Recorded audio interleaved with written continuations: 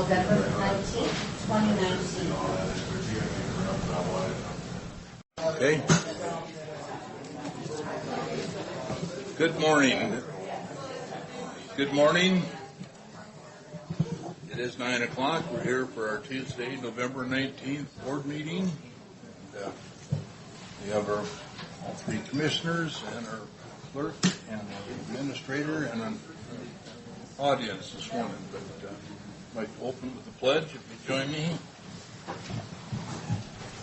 Pledge allegiance to the flag of the United States of America and to the republic for which it stands, one nation, under God, indivisible, with liberty and justice for all. Thank you. First item on the agenda this morning is the WSU Extension update.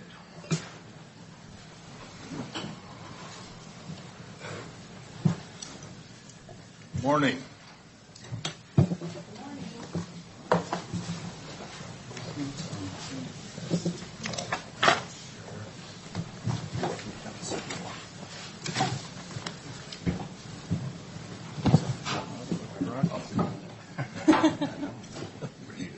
Read this up here.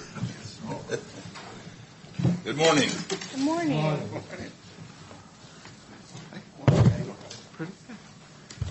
My name is Emmanuel Osafo. I'm the WSU Extension faculty with oversight responsibilities for the 4-H and Master Gardener for Benton and Franklin County. And I'm here with Lorraine Romney, who is the 4-H coordinator, and Robbie Banks, who is the Master Gardener coordinator. And we are here to present the overview of our programs. And I'll start with 4-H. So 4-H is a nationally organized group that is organized through the land-grant universities. And it empowers young people with the skills to live for lifelong. And it also uses research-based experience that includes mentorship, hands-on projects, and meaningful leadership opportunities. And for Benton Franklin County, we administer our program through 261 volunteers, and we have 80 different clubs. That serves about 1,105 children in the Benton Franklin County. And what we do is we collaborate as a WSU Extension with volunteers and other organizations to provide this youth with skills that they need to develop and lead our community. And most of the projects that we have typically we have livestock, craft, speech, poetics, leadership, and gardening, and then science, engineering, and technology. And the program goals is to provide children some skills in the areas of belongingness, independence, generosity, and mastery. We kind of have a huge spectrum that we operate from, but we simplify them under these 4 themes. And then this year, our volunteers did a lot of work. We participated actively in the fair, and to the amazement of Benton Franklin, we had the largest livestock sale that reached over $1 billion among all the other counties in the Washington state. Also, we organize 4-H camps, and we do a lot of other activities that empowers the youth of our communities. And our future plan for 4-H is to embrace more diversity and establish more non-traditional groups. So we are working with organizations such as the Family Learning Center. We also work with the Juvenile Justice Center, and also we plan to establish another club at the Habitat Homes in Pasco. I went there to speak with them, so about 2 people have agreed to volunteer and help their kids in their community. Yeah. And we do a lot of other things. We have also sent Lauren for training so we can capture some Latino kids into our program. Now I'll go to the Master Gardener.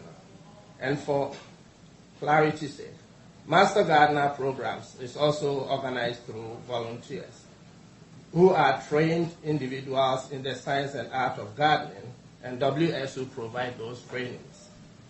These individuals pass on the information they learn during their training as volunteers who advise and educate the public on gardening and horticulture.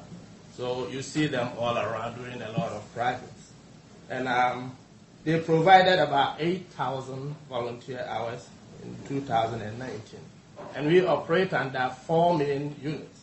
That is, we have the demonstration garden in Canary, that is on Union Street. I think many people have visited our garden. So we maintain and do everything that you see in there. And we have our food gardening team that go around to help people to learn about how to cultivate food at the backyard of their houses or within the community. And we also have the education team who work with schools and other organizations to educate kids about mainly horticultural stuff, including herbie and some insects, how insects operate and which ones are more useful and which ones are not.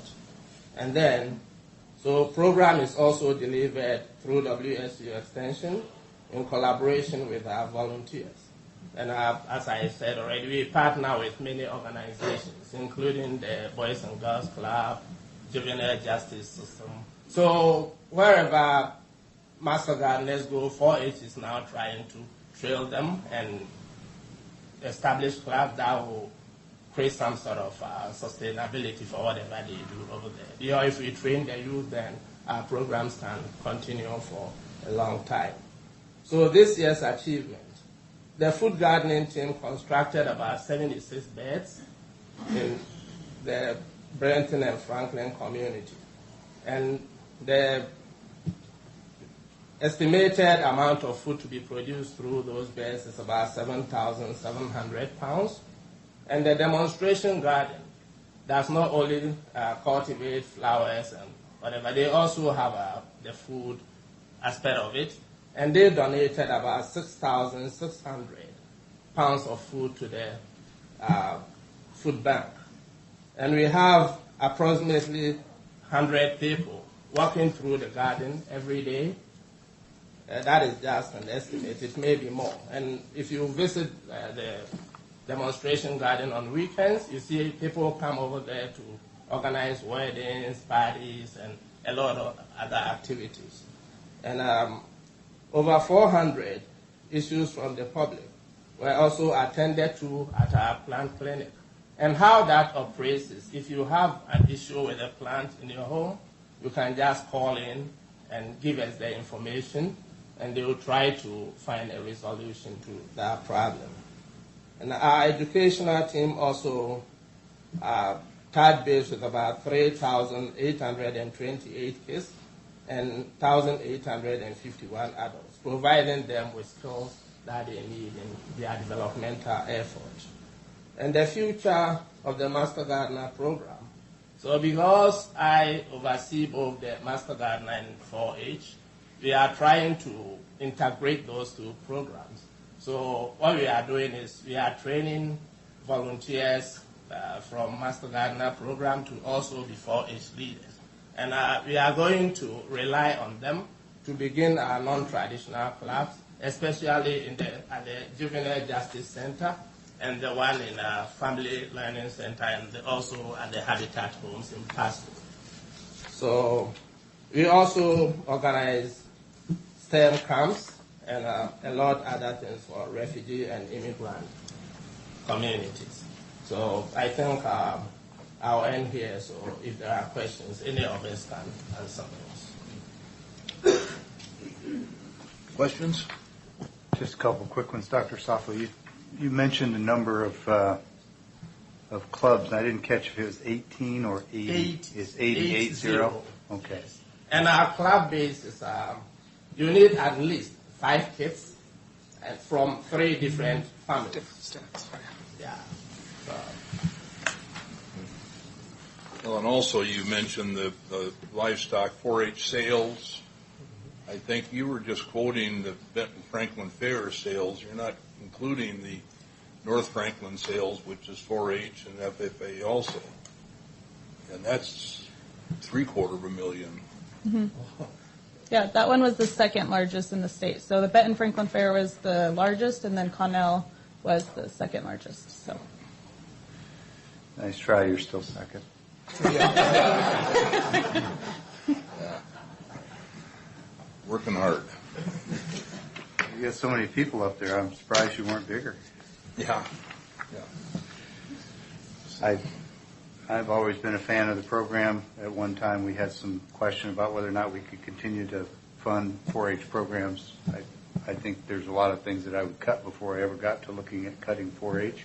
Mm-hmm. Appreciate what you do with the Master Gardener program, especially the thousands of pounds of food that goes to the food bank, which is a really great program. And it struck me while you were talking about teaching young people how to grow food. It's not that many generations from a time when every family knew how to grow food. It was part of living.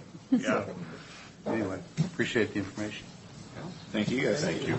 Thank you.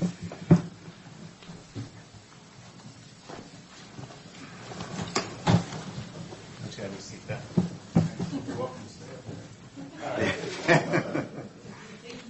Thank you. Next item on the agenda this morning is a discussion with the Department of Human Services. Kyle? Morning. Good morning.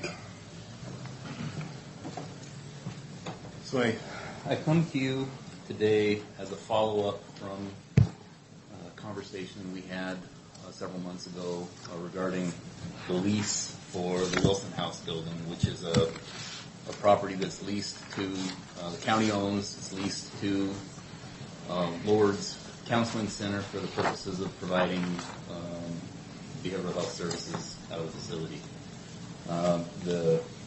This came into question, just as a kind of a recap, maybe a little over a year ago, probably about a year and a half ago, Lourdes was going through the sale. Their parent company was selling the Lourdes Health Network, and they were the purchaser was RCCH Capellan.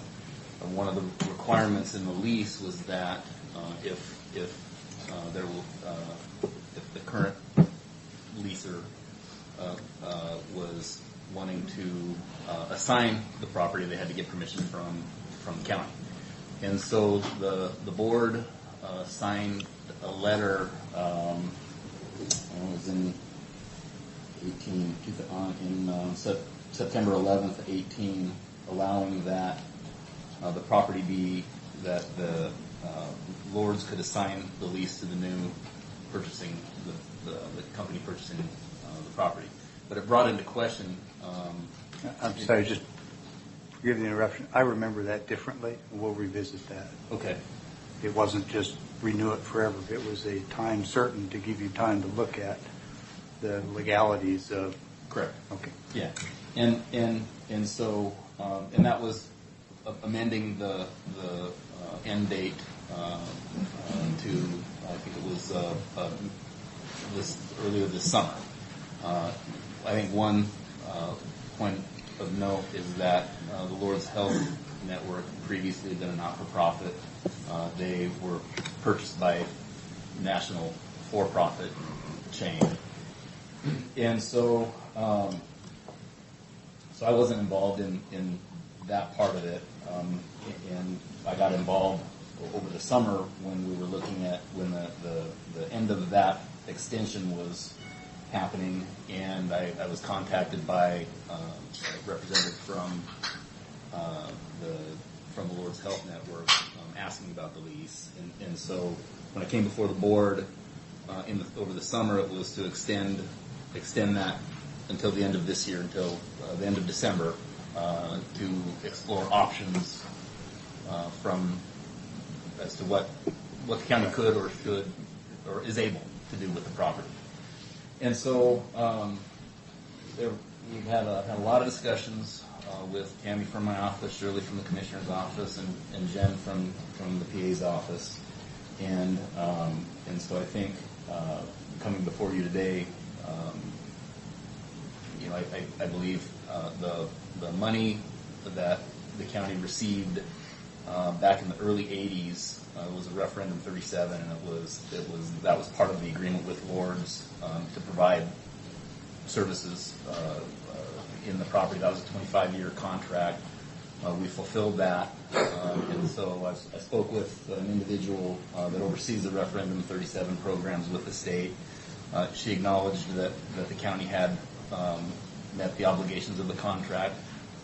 I asked her for something in writing. I sent her an email with the questions that I asked her on the phone, and she's yet to send me that response back, but she did say that the county is free and clear to do what they want with the property.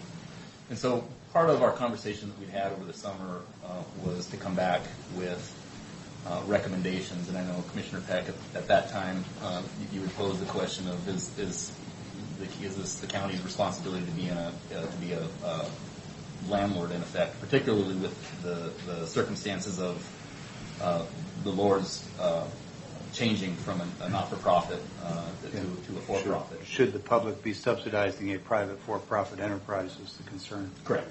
And so I think my recommendation to the board I think would be one of two: either to sell the property outright or to negotiate a fair and equitable lease. Lords is interested in remaining in the property. Whether the board wants to continue in that relationship is obviously what we're here to discuss. I don't know, Jen. I don't know if you have anything that you would like to weigh in on, or okay. All right. Thanks. And so I that's unless there are specific questions. Well, we got basically two options at this point: either lease it to them or to sell it to them. They're not interested in purchasing it. The person I spoke with indicated they're not interested in owning properties. They want to maintain leases. Okay.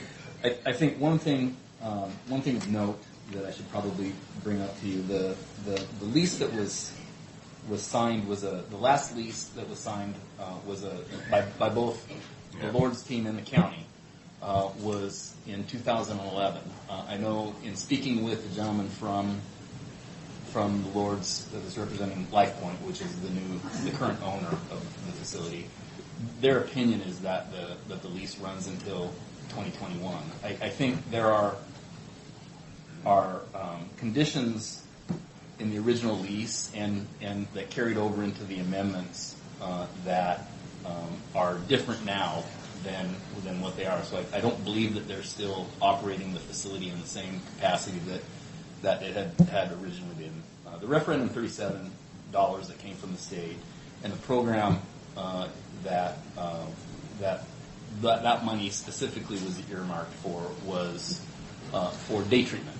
And so they had a day treatment program where individuals that had a mental health condition, mental illness diagnosed, could go in, learn any number of skills from how to take care of their ADLs, activities of daily living, to budgeting, to... Forgive the interruption again. That's all great information. I don't think it's really relevant to the question today, which is, did we meet the requirements of Ref 37? Yes, we did. So there's no legal bar on us disposing of the building. 2, did Lords have the authority to assign or sell the lease rights of that property to the new private property owner? The answer is clearly no, because they had a contract with a county municipal corporation, and there wasn't anything there that allowed them to assign that. So I think the real question is, what do we do going forward? Is there an eligible party that would lease the building and continue to run the program? Or if not, is the county willing to run a program there? And if not, then how do we dispose of the building?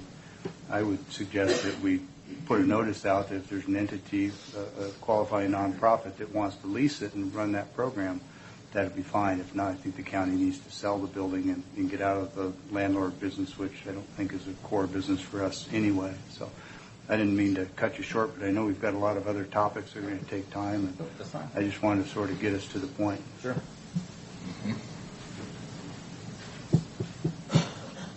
So is that what you would, is that the direction from the board that I should send out a notice identifying if there's a not-for-profit that's interested in providing those similar services, or if not, look at selling the property? I think I would kind of follow Commissioner Peck as far as put out a feelers and see if there's somebody out there that's interested in taking it over as it is, and a nonprofit, hopefully. If it gets to a point of no takers, I don't know, there's a pretty good sized chunk of property there. There's also a house on that south side of that property that needs to be leveled, basically. I can't believe it's not being lived in by who knows who. But Mr. Chairman, I'm glad you brought up that other property. I meant to note also that the county's got pretty significant liability in my judgment, because that's an abandoned building that is the city has determined it's not safe to occupy, and if we don't do something to abate it, I think there's potential for us to have some liability if somebody gets hurt there. I tend to lean toward just selling the property, doing it if it were to a not-for-profit who are going to continue to carry on programs there that would offset some of the county's costs in our other programs, then I'd be willing to do it at a more agreeable price. But I'm just not convinced that it makes sense for us to continue to be the landlord there. But there are other possibilities too. We've got a detox building that we're trying to figure out what to do with, and it may be possible that relocating something makes sense as well. But just not willing to continue the current practice, which I don't think is legal. Okay. Thank you. all right, well, thank you. That brings us to our first item on the public comment period. There's somebody who'd like to speak?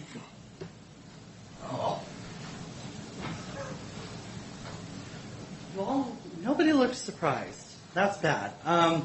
Hi, Jeff Robinson. I live in Commissioner Peck's district. I rise to speak to you today because this is the last month, really, before we get full on into the 2020 election season. And one of our three commissioners is not going to run for re-election. And this person has been there since, I believe, 2004.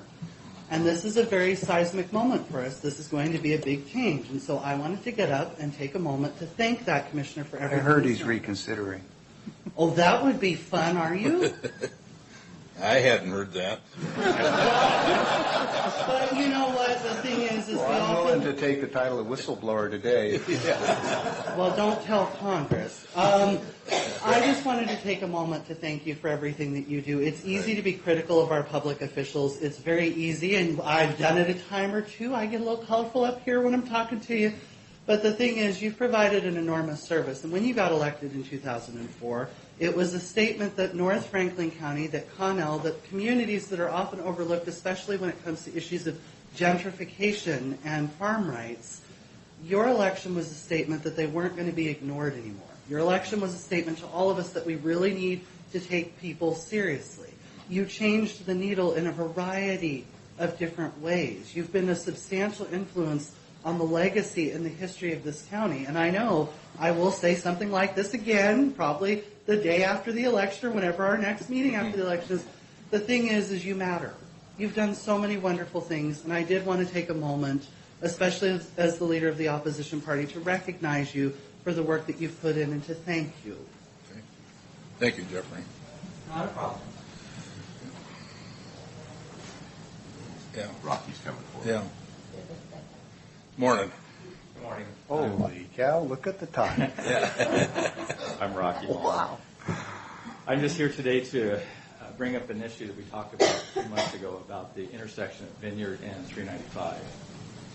And just curious if any follow-up has been done on that. I personally witnessed 2 accidents, well, very close accidents just this last week involving myself in one vehicle, one incident, and the next incident was my wife following me. through that intersection. We have semi trucks trying to enter. One where I was almost hit, there was a school bus in front of me. That's a busy road, and when there's a clearing, it's like everybody jumps to get out there. Well, when you have a semi and a school bus jump out there in the middle, people start swerving to change lanes because they can't stop. They're going too fast. Well, when they swerve in the other lane, that traffic is already stopped. And so I think, I know it's out of our jurisdiction as far as the county, but I do believe we need to send a letter to the Washington State Department of Transportation and just reiterate the fact that this is a very dangerous intersection. Somebody's going to get killed. I mean, for what little I go through that intersection to see 2 very close accidents in 1 week is unacceptable. Yeah, Something's going to happen. Twice a day up there. And we were at a meeting. In fact, Commissioner Peck and I represent the Ben Franklin Transit on this board, and Commissioner Peck represents this board. And at that, we talked about this 976, about the tabs and what's going to happen to transportation. Governor stopped all construction, basically, that has not been in progress. And I asked our Southeast rep, what about 395 North? And he said that is still in progress, so that money didn't get taken away. So I expected this year yet that they would do that, because they kind of came from Mesa south. You know, I thought they would keep coming clear down to Foster Wells, but obviously they've got that scheduled for next spring or after the weather breaks. And they haven't installed the acceleration lanes in the middle. And that's what would solve your problem that you're talking about. Is once you turn on there, if there's an acceleration lane going south, you're stuck in the meridian until there's a clearing. Yeah. And that needs to be done. Then You can see that's not the only intersection. Sagemore, they've got the acceleration going on the turn lanes, but they don't have the meridian ones done yet. And I for the life of me, I didn't know why they didn't do them all at the same time when they had that narrowed down to one lane. Or at least slow the traffic down through that section. Yes. Until they can get something resolved. Still in the works, from what I understand from the Washington DOT rep for this area. Do you want us to contact DOT and tell them that your preference is to have them reduce the speed on 395 through that section? They need to do something, and reduction of speed would probably be the quickest answer until they can get something. People will ignore it, of course. Well, the problem is that they can't stop when they're going that fast. I absolutely am 100% on board with the safety issue, and we push DOT to get the improvements on 395, which they're doing all the way up to Ritzville. I'm thankful that the governor's action isn't apparently getting in the way of this particular project, but I'm just looking for something we can do constructive that would make a difference there. And I'll pass along that there's concerns that they ought to consider reducing the speed. My experience has been that you can reduce the speed all day long. People are going to drive through there what they think is a safe and prudent speed. I mean, we see it when we go out there. Speed limit changes and people zoom past us. So share your concern. If you got any other ideas on how we get it done more quickly. That's why I'm here today. Well, listen, we're beating that drum. All right. I just want to Loudly, follow up yeah. and see what was being done on it, just to bring it to the top of awareness, because all those intersections are all dangerous. That one in very particular, because at that point everybody's going 70 miles an hour. The intersection at Foster Wells is so bad. Like if we're hauling cattle, we go down to King City and cross on the overpass. It's out of our way 15 minutes, but it's so much safer. Right. Well, the good news is there is a project, there is funding, and it is getting done. It's not getting done as quickly as we'd like, but 3 out of 4 when it comes to getting DOT to make changes is pretty good. Then, unfortunately, the area between the two sections of highway is not large enough for tractor trailer setup. And Exactly. if you go to turn off, you can't get all the way off the highway. So, Thank you. all right, thank you.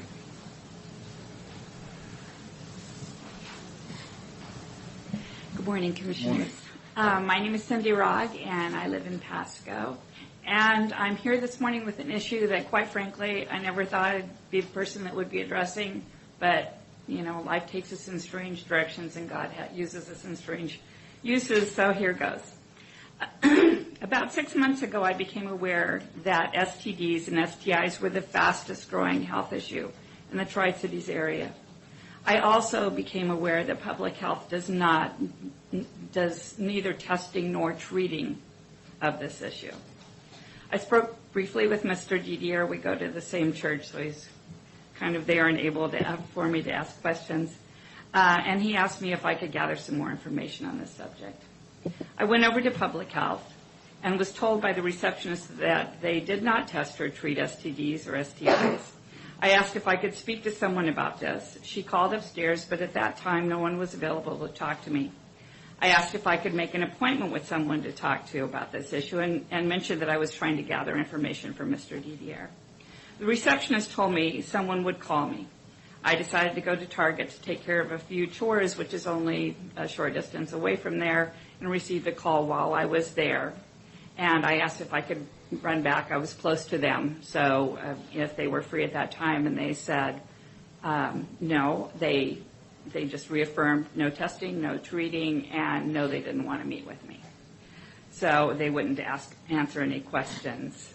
So a few days went by, and I received a call from a woman that identified herself as in a management position at Public Health. I was driving at the time. I'd pulled over and honestly didn't have anything to write down what her name was. She told me that there just wasn't the money for treating this disease or these diseases. She affirmed that they were the fastest rising diseases in the area, but that they would not be treating it. I was very surprised, as historically this has been a public health issue. They not only test, treat, but they track these people, because obviously you not only, in an issue like this, you not only treat the person that has it, but any other partners that they may have had. I'm also aware that presently clinics that have not in the past been testing and treating for this issue are ramping up to help out in this crisis. There are lab fees involved with testing for STDs, and those fees are being passed on to the patients. Most places use the same lab in the area, and they try to keep fees low for the patients. However, these clinics were never set up for addressing this issue. They realize that it exists and are trying to help out in this ever-rising crisis. Knowing that I would be coming here today and addressing you, I called yesterday to Public Health because I thought it's been several months. They might have changed their minds. Again, it was reaffirmed that they are not testing or treating STDs. And I was transferred to a man that's just identified as Scott. And the receptionist said that he would help me in finding a referral or someplace that I might be able to go, thinking that I had this problem. I just got a recording, and he has not called me back. It was just yesterday morning, so it could be that something else is going on. I believe that Public Health Service is a necessary and needed organization, and I think they do very important work. I'm not trying to downgrade public health at all. If they don't have the money available to fight these diseases, though, in this area, perhaps you all could either find funding, help with their budgets. I don't know exactly how it is that you can help, but this is something that really has to be addressed. And really, any place that you go now, they will tell you that it's the fastest rising health problem in the area. So I hope that you will get involved and are able to do something to help with this public health issue. Thank you so much. Cindy, if you could, I understand, I know what STD stands for, but what does STI stand for? Sexually transmitted infections. Infections, okay. Thank you. Cindy, just to note, you may well know this, but the Benton Franklin Board of Health is comprised of 6 people, these 3 commissioners and the 3 from Benton County. When we sit here in this role, we really don't have any authority with respect to the health department. but we do when we're on that board. So I'd encourage you to come to a Board of Health meeting. Ask yourself to have some time on the agenda, and then you'd be speaking to 6 commissioners from the 2 counties who do have the authority to direct how the health department budget is spent. Okay? Thank you very much. I'll do that. Yeah, Thank there you. actually, there is a spot on that agenda for public comment, so. And with the amount of funds that we're dealing with the Board of Health, I can't believe they're not doing anything about this. Well, it's all color of money, unfortunately. So, anybody else? If not, we have some bills to pay this morning, Commissioner. We do, Mr. Chairman. We have 2 items this morning that require fiscal attention. The first is fund expenditures. We've moved for approval of fund expenditures as presented in a total amount of $630,497.38. And note that all these expenditures have been reviewed and signed off by the county administrator and 2 representatives out of the auditor's office. I second. Okay. All in favor? Aye. And Mr. Chairman, the second item is salary clearing payroll and emergency management payroll. Move for approval of these expenditures in the total amount of $832,659.53. Note that this too has been reviewed by 2 members of the auditor's office and signed accordingly. I second. All in favor? Aye. With that brings us to our consent agenda. We have 8 items, 1 through 8. In front of us this morning. Mr. Chairman, move for approval of the consent agenda is presented with 8 items and discussion. I second with no discussion. Discussion? So, Derek, I noted that we've got a reappointment to the Planning Commission. No disrespect to Mr. Lowe. I do this every time that there is a reappointment to a standing committee. I look at what the history has been of attendance at meetings and the involvement, and I don't see a strong pattern of attendance, at least in recent memory. Please correct me if I'm wrong. Tell me whether or not we went out and sought other candidates and how that went. Generally speaking, we offer the sitting planning commission an opportunity to be reappointed before we go out. It is generally on their denial. Is that a county policy? It's either way. Let me help you, it's not. Right. In fact, there's a county policy that says that these are open and available to all citizens on an equal basis, and that your incumbency doesn't give you an advantage. Everybody can put their name in and compete. So, not trying to ambush you, I give you a heads up that I was going to ask these questions. Yes. So if there is a policy that gives incumbency, I don't recall it in the time I've been here. It may have been the practice, I'll give you that much. Listen. And I'm I gave you fair warning, we're gonna go down this telling my trail. staff, because we always did it that way, is not a justifiable answer. That's right. No, that was my understanding as to what the process was, generally speaking. Has Mr. It's a Lowe indicated practice. that he wants to continue? He does. All right, yes. that's sufficient for today, but please look at that policy I will and double make sure that check we that. actually have one and that we follow it. One of the issues with the planning commission is often when we have a vacancy, getting that replacement. So when we have people with the experience, we view that, and that's why, that's our practice. I'm just letting you, just articulating why. At the same time. I have found on occasion, by the way, that there are people in the community who have a better skill set than some of the incumbents, and that probably applies to this entire board, too. I would agree with you. All right. That was all I had on that.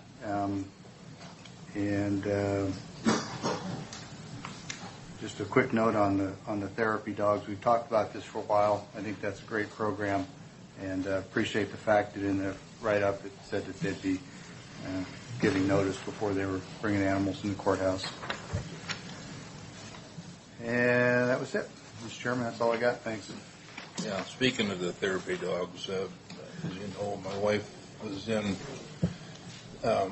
University of Washington Hospital this summer, and they had a group of therapy dogs in that hospital, so I had a chance to visit with them, and it's, very, mindset is not only in the courts, but in the hospital area also.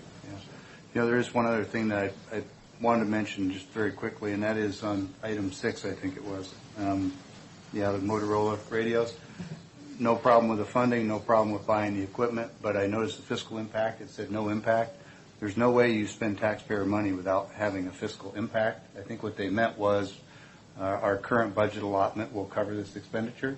It's a bit of a pet peeve for me, and I'm going to continue to beat that drum. So anyone who's writing those packages coming to the board, please don't say there's no impact when you spend taxpayer money. There's always an impact. Just tell us what budget it's coming from and whether or not you have the funds. Thank you. Great. Any further comments? If not, all in favor? Aye. Aye.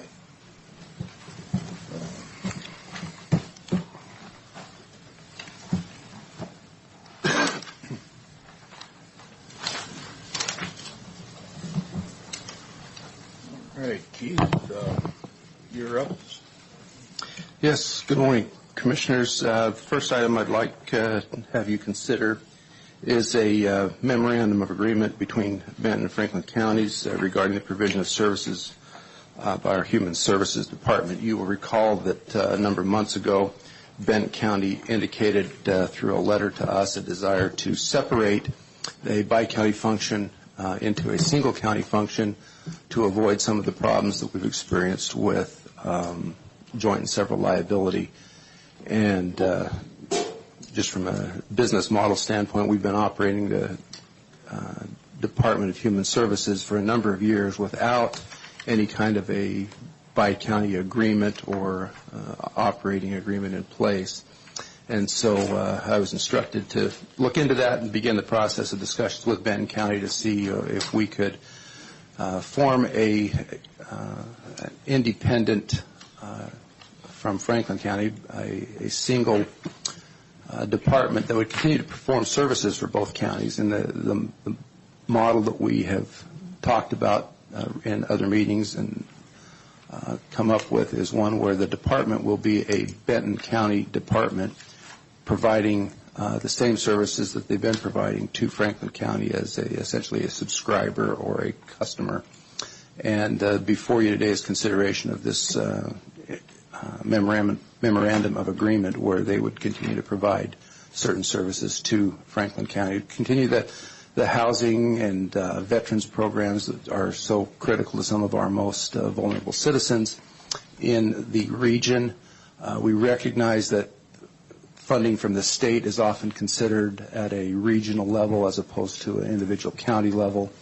And there were a number of factors that led us to conclude that it made sense for us to continue to operate out of a centralized office to avoid duplication of services as well as to avoid the risk that there might be some trying to take advantage of both counties by bouncing back and forth between programs as their eligibility might allow them to do. So long and short of this is we've met with Benton County. As you know, they've had some changes in their administrator management over the last couple of months, and I've met with both the former county administrators as well as the current acting administrator. They're on board with this, as well as we have conceptual approval from the Benton County Board of Commissioners to move forward with this. And I noticed would acknowledge Kyle Sullivan's great work in helping pull this all together. He's here. He can answer some of the more technical questions that you may have. I'll be happy to respond to questions as well, but would like you to, if possible, approve that memorandum this morning. Kyle, do you have a moment? Do you have any concerns or questions or thoughts on this? They've worked with you pretty closely on this transition.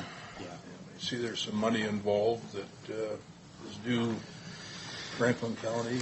Yes, not to interrupt you, Kyle. Feel free to interrupt me. over time, we have been depositing into kind of a joint account the millage money that goes into the Department of Human Services, that we will now separate that out and keep that within the Franklin County Treasury independently of the Benton County Treasury. And then as they bill for services, we'll be able to utilize that or run that through our regular accounts payable system as opposed to a direct transfer from our treasurer's office. That's more of an accounting bookkeeping function. The money is still used for the same programs. There's about $589,000 that will come back immediately to Franklin County, and that's the portion that we have contributed since October of 2017, I believe. January 2017, thank you.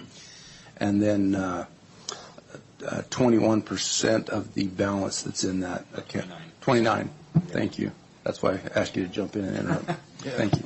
That we'll separate out. Also coming back to Franklin County will be a quitclaim deed from Benton County for the complete ownership of the former detox facility. I've mentioned to you in prior meetings that we would like to develop that particular site into a veterans resource center, working with a local nonprofit organization that wants to do that.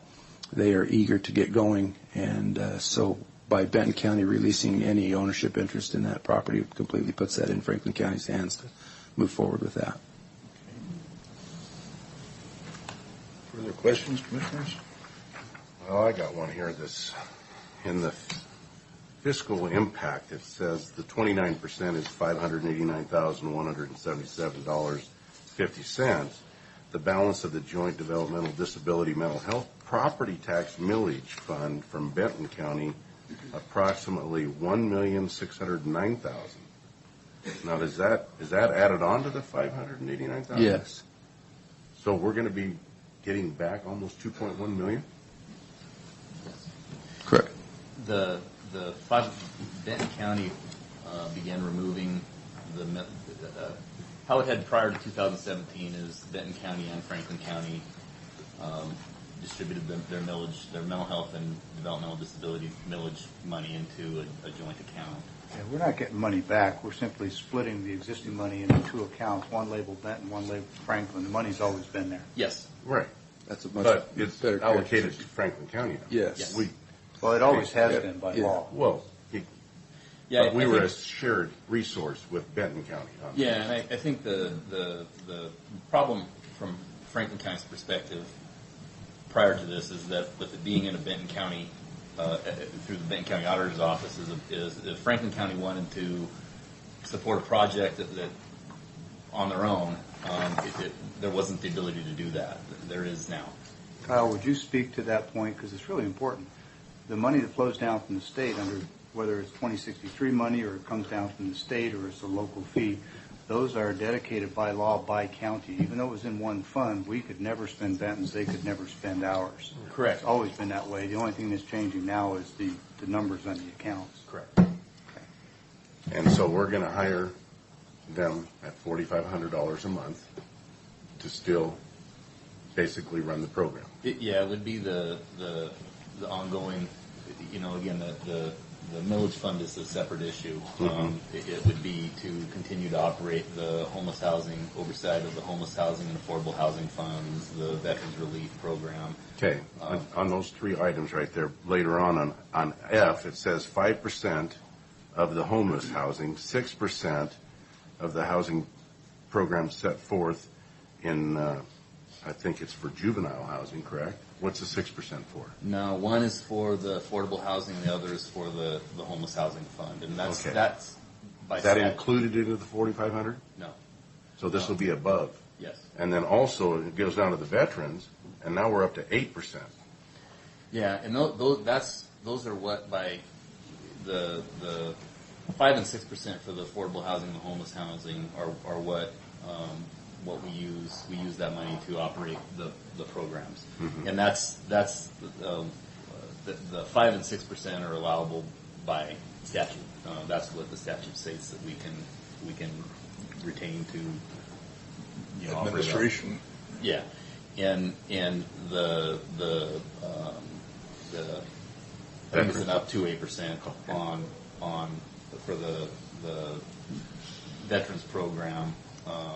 Why does it go up to 8% for the veterans? And are we going to still have our board Yes. put together? Yeah, from and we've always drawn those funds, or quite frankly, we haven't. It's, for the veterans, it's a one-time. We've only been operating the program for Franklin County for the last year, and so we haven't billed the But fund. we've been collecting the funds since 2010. Remember, we've only been organized. We've only had a board for the last year. We've been expending those funds, but yeah, it's only been done through the Department of Human And Services. as I remember, we had an SAO letter said we were Yeah. appropriating those funds. The SAO letter encouraged us to establish our own Veterans Board. Right. And we finally did it yes. last year. Okay. So Kyle, did you attend the last veterans meeting? And when was it? And I still haven't been notified on these veterans meetings. I'd like to attend. Were you at the last one?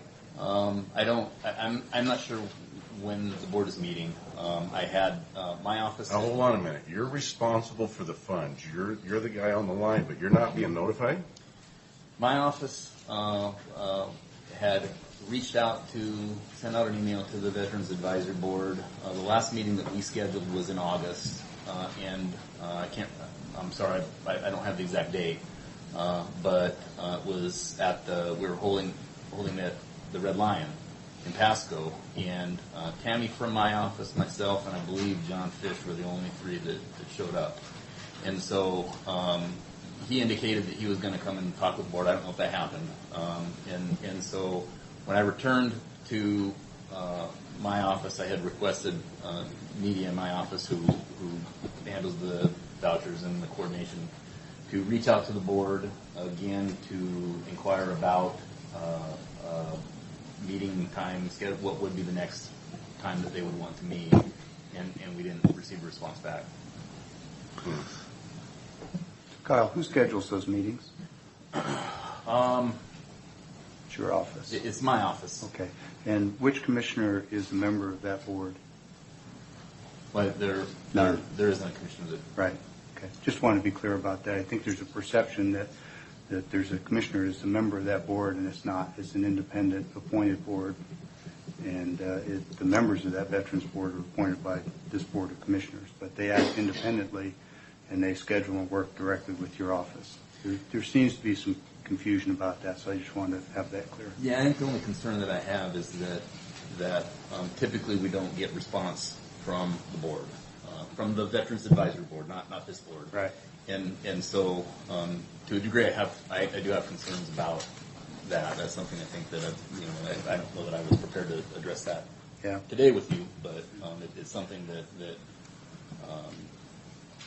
is a concern for me. Yeah.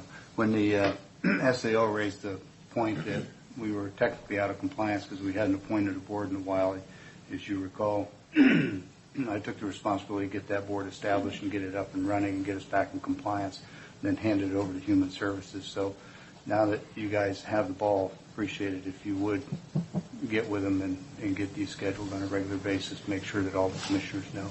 Okay, and I'll do that, but I may, if I continue to not get a response from the board, I may be back to discuss the possibility of options as to how we. Sure. If they're not responding, then we don't have the right people on the board. And being that there's tax dollars involved, I still cannot believe we're not taking minutes of these meetings. I think this is a necessity. When tax dollars are involved, there need to be minutes taking and attendance taking of who is there. I don't want to disagree with what you just said in terms of minutes taken of official meetings. I would say that there is an adequate audit trail of any expenditure of funds that's going through Human Services. There's a complete record of those transactions and making sure that they're consistent with the policy that the advisory board has established. And I want to disagree with you, Keith, but if we don't have an attendance of who's there, we already talked about the planning board. And I understand. Took an objection because one guy didn't show up. If these people aren't showing up for the meeting, then we need to get new people on the board. And I wasn't part of the selection. This was done before I was here. So just a couple of quick notes. We use the same selection process we use for all of our other committees. Two, it's an advisory board. It has no authority to commit tax or anything else. So there is no obligation for them that I'm aware of legally for them to keep minutes. I'm certainly not opposed to it. And at least during the time that I was shepherding that process, they did keep minutes, and they are available, and they're available from the board. But we're, I think, supposed to be talking about a contract with Human Services, so let's do that. Keith, would you walk through paragraph 4? It is, I think, the one probably of greatest concern, and to be fair, maybe slightly convoluted. If you just kind of go through it, or maybe you and Kyle together, and as we speak to each sentence or two, articulate what that really means. Sure. I mentioned the $589,000. That is property tax money that was generated between January 1st of 2017 and October 31st of this year. The way it has been handled procedurally, and that, again, as I mentioned earlier, is kind of an accounting bookkeeping function. Franklin County receives that, and then the Treasurer's Office automatically sweeps that, I believe, monthly to the Benton County account. And so this reference to Department and Fund Number 0108101 is a Benton County account number. That's the large account everything's been flowing into. Yes. Kyle, what funds have been flowing in there from the state and locally derived? We have, well, it's our joint account, and so we put. Let me rephrase. What Franklin County funds? Because when they come from the fund from the state, they're earmarked by county, right? Yeah. Okay. So we'll just make that one collection. All the funds that come from the state that are earmarked for Franklin have gone in that fund. There's also 2060, 2063. None of those funds have gone in there? No. Okay. No, those are separate. We voucher the Franklin County Auditor's Office for. And those funds, which are used for similar programs, can only be used in the county in which they're collected. Correct. Right? Okay. All right. Thanks, Keith. You keep going. Okay, and then so we have stopped making that sweep, and we are now holding those within the Franklin County Treasurer's Office. That next sentence where it says commencing November 1st, 2019, that's what it's referring to. And then within 20 days of execution of this agreement, Benton County will pay us the $589,000 to reflect those revenues that were previously deposited into. So when it says they will pay us, they will not to get too picky, but it might have been more artful to say that they will deliver Franklin County's $589,000 to a Franklin County specific fund. That's where I got a little lost in what are they paying us for, and it's clear now. Okay, yeah, their treasurer's office reverts to our treasurer's office, but it's always been Franklin County funds. Right. Is that adequately? There's a little bit more there. Okay.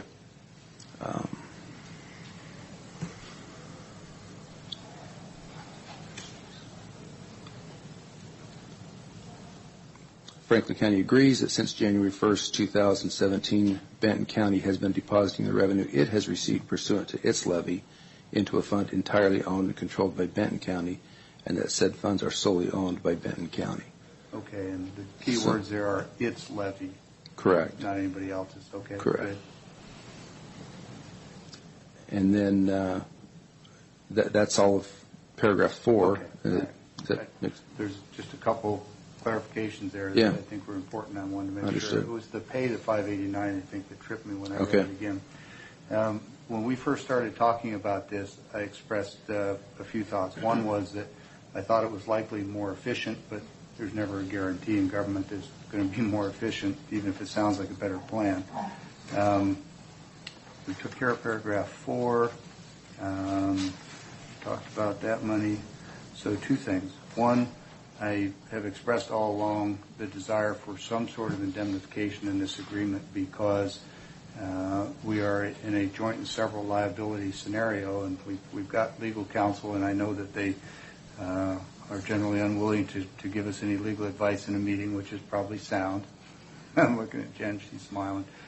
But I would like to be assured that Franklin County's legal interests and liability exposure is sufficiently addressed in this meeting, because under joint and several, we can only escape so much. But if Benton County were to undertake an action, I don't know, say firing the Director of Human Services, and it got us into an expensive lawsuit, what is our exposure as a contractor as opposed to a partner? Being as that scenario is exactly what happened in recent years, I think it's a pretty pertinent question. Certainly. Can you speak to that? Yeah, certainly. The agreement specifically states that we are jointly liable on an equal basis for liabilities before December 31st of this year as a result of the existence or operation of the bi-county department. Sure. Well, this doesn't take effect till the first of the year. Right. So that's sort of a Yeah, given. exactly. That's It's just status stated quo. as... My concern is what happens when this change takes place January 1st. Yeah. After that, the counties do agree to indemnify each other for claims or losses to the extent, and I'm just reading from the paragraph, to the extent one of the counties or their officials or employees incur liability as a result of the existence or operation of that department prior to December 31st, and such liability is not equally incurred by the other county, its officials, or employees. So the intent here is, even though joint and several would be Is unavoidable, after January 1st, Benton County would be solely liable for employment matters with their Department of Human Services. What if it were a non-employment liability? Same principle applies. We are not, Franklin County would not be liable for negligence of Benton County. There's no joint and several liability after January 1st. So, Jen, as a contractor, which is how I view Franklin County come January 1st, does that statement, you comfortable with that? Yes. Okay. I'm not, but there's two lawyers in the room, and I'm not one of them, so I just play one on TV.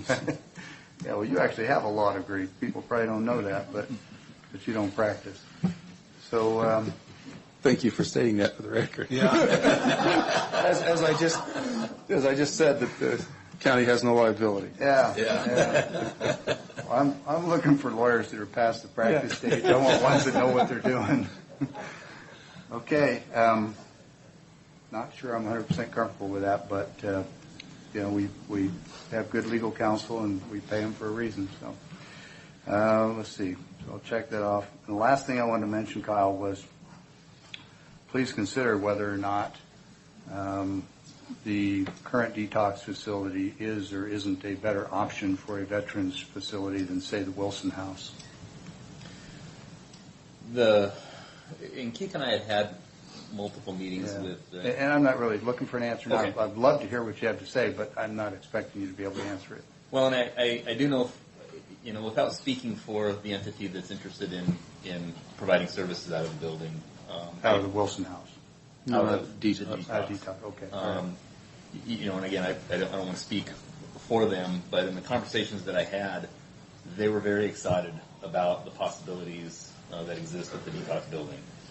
They felt, although maybe the Wilson House is in a little better location, I think they liked the fact that the detox building was one level. Many of the veterans that they serve have disabilities that make going up levels difficult. And so I think from a general perspective of the two, I drove them by both facilities. Oh, good. And, all right. And they were very excited about. So they're aware. They're aware. Yes. Great. That's just didn't want to miss an opportunity. I think that Ainsworth property's got better parking, actually better, less traffic, easier to find. Yeah, the only concern they had, and this may be a conversation for a little bit later because I'd heard you mention that you sit on the transit board, but is that there isn't a bus stop close by. You've got two transit board members, Yeah, so you should talk about it now. Yeah. So we'll maybe have a conversation. Yeah. I got Good it. thought. Is this the property you're talking about, the old Kennewick Hospital? No, this is the There's a guy that got Seventh and Ainsworth. Okay, because there's a guy by the name of Gary, I can't remember his last name. He got a hold of me. They're looking at possibly, and I talked to Keith about it. Do you remember what Gary's last name was? I want to say West, but I don't think it was. They're looking at the old Kennewick General as a detox center.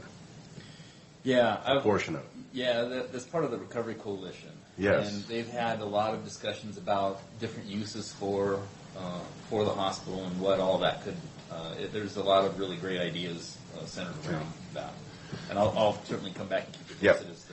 And Keith, I want to talk about paragraph 8. We're only talking about Benton County properties there, correct? Everything that we're talking about in paragraph 8 is in Benton County, and they're going to take possession of it. We own part of it? No. It says we're relinquishing our. Because it's been a bi-county operation, Franklin County has probably put some of our resources in it. Well, as they've operated jointly, they charge the overhead for joint programs. There may be some chairs, desks. Those are fully depreciated items at this point. There'd be no material financial value in us trying to separate. This chair goes to Franklin County, this chair goes to Benton County. That's not how it would work. So there's not a material Franklin County ownership in any of the personal loans out of the 12 or something. Correct. Yeah. Okay, so my last question is this the best option for a bi-county agreement? Are we going to come out a winner on this, or is it better to be combined where we are working together? It seems like we're separating ourselves instead of coming together as a community. We are dividing ourselves. Well, this is probably a bit of splitting that baby to a degree, and that was the intent of this particular agreement, was to make this a trial period to see how well we can make this work. Not to speak too much for Benton County, but in my communications with them, they believe, as I do, that this is a model that we can make work that addresses that very significant joint and several liability issue, but also allows us to continue to deliver these services on a regional basis as opposed to a somewhat arbitrary division based on county lines. There is a provision here that this runs for 18 months. During that time period, we will evaluate. If at that time this seems unworkable, we can terminate it. Franklin County can independently terminate it and set up our own department, or we may realize that going back to some kind of a bi-county model is necessary, and Benton County may agree to that, and we would negotiate it at that time. But between now and then, we want to give this a try to think that we can address the needs of the citizens, but also not duplicate bureaucracy and inefficiency in government. Costs. Thank you. Okay. Further questions or comments? We have a resolution 2019-358 in front of us for approval.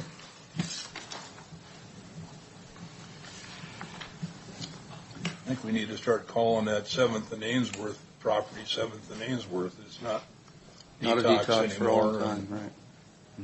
Or the Veteran Center or something better than detox.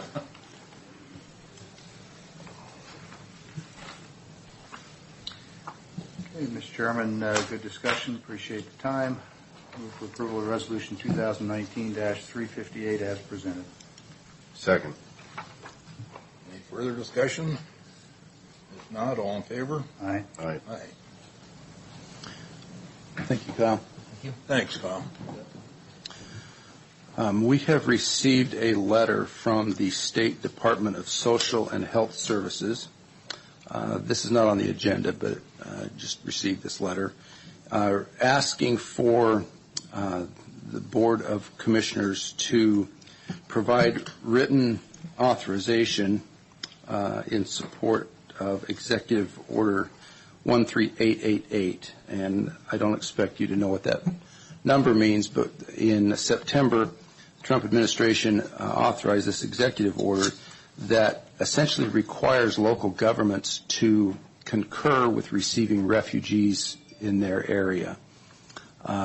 Governor Inslee has signed that agreement on behalf of the state. Now they are requesting each local government that could potentially receive refugees to provide written authorization for that to occur.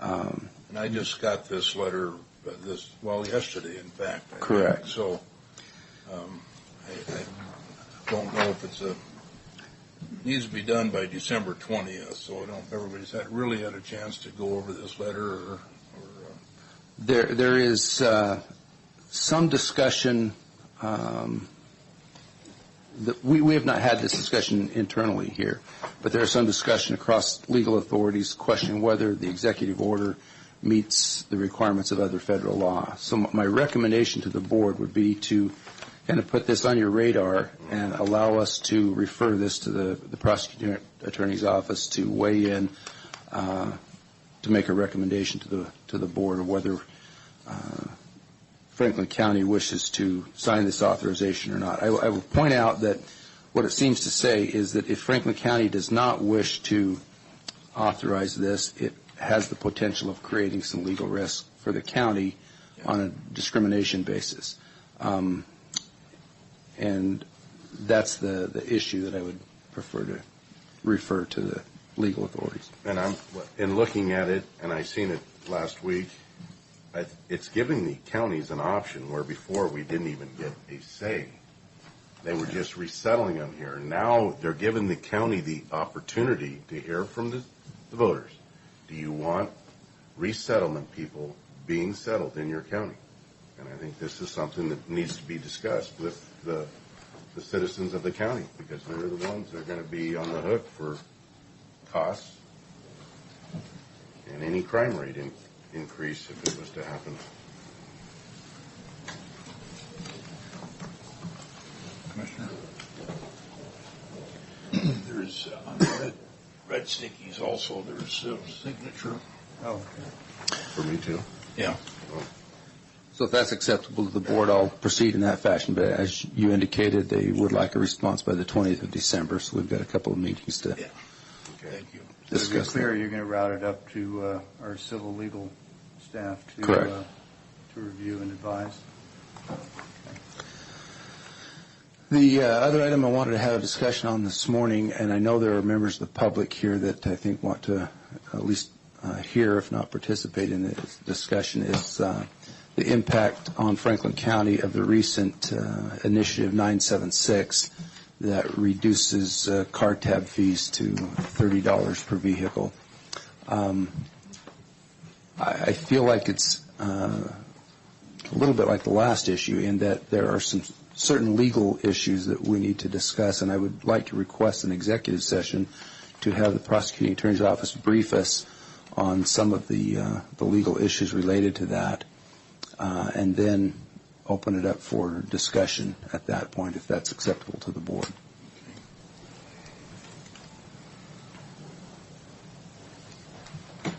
So how long are we going to be in executive session so these people will know that their time that they're here to talk about? I'm looking at Frank. Do you think we can cover it in 15 minutes? Okay, probably 15 minutes. Let me get done signing this. Karen?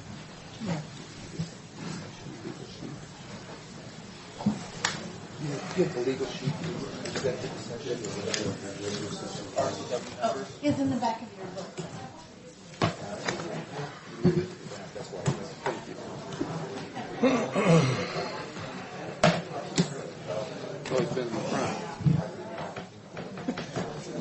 But we have a big audience today because the county ordered some sort of a ratio of attorneys. 15 minutes. I don't know if I can stay away from that long. I'm just too much fun. Whoa. Trying to guess what? Bob, Commissioner, do you want me to state on the record? Just a second. Do you want me to state on the record what the RCW requires? Please. Okay. Time. Yes, Mr. Chairman. Just for the record, I'm requesting an executive session under RCW 42.30.110, paragraph 1, subparagraph I, to discuss with legal counsel litigation or potential litigation up to 15 minutes. Request that the representatives from the prosecuting attorney office, Mr. Jenny, and the clerk, and myself, and the board be here. Jen's not here. And that's all. Grab a chair, Frank. I'm David Beck. Oh, I'm excited. I am. Thank God, this gentleman. Oh.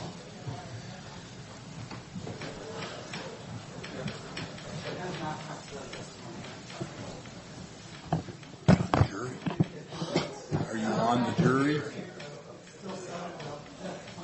Did you get picked? Oh, yes.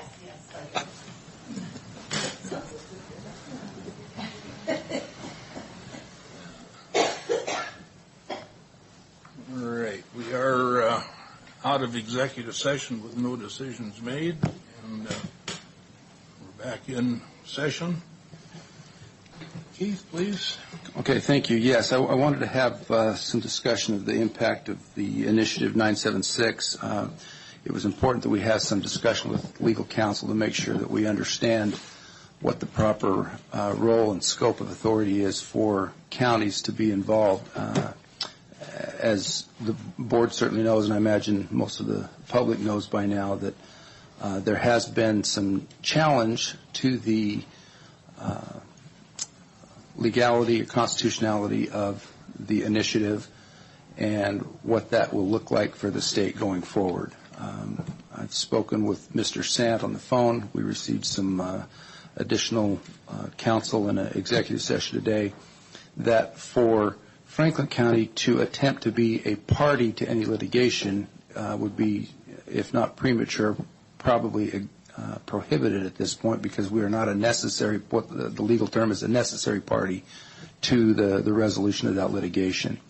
That does not mean that Franklin County cannot be a willing, open participant in challenging the venue or challenging the leadership of where this may be headed from a legal standpoint, but we are not really positioned to be a party to litigation. It would be beyond the scope of the responsibilities of the prosecutor's office to attempt to legally intervene in any litigation that's taking place.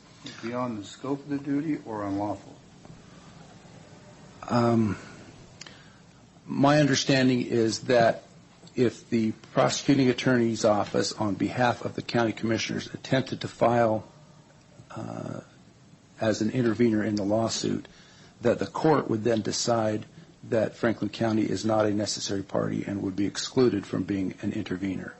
If the decision of litigation were to necessitate somehow Franklin County's participation, then they could allow us in as an intervener. But because this can be decided without a particular county's involvement, that we would not be qualified as an intervener, making us a litigant. That, as I said, doesn't change the fact that we have county leadership that can stand up for the voters of Franklin County, can make a statement, can do whatever they want publicly, individually or collectively as a board, to lead on the effort to pressure other organizations like our Association of Counties to take this as a matter of interest to their board and make a statement. But it's my understanding right now that on advice of our counsel that it would be inappropriate for us to try to become a legal party to litigation. Now, having said that, we understand that the voters of Franklin County have spoken fairly loudly about their support for the initiative, and I expect that the number of people here today probably want to speak on the issue. We talked a little bit about the impact of state funds on construction projects that are currently underway on 395, and how important that is to Franklin County and the safety of our citizens. At this juncture, we don't believe that those projects are negatively impacted, but those that are not, where they haven't already started significant engineering or construction, may be at risk for future funding if the state feels like they don't have the money available to support those projects.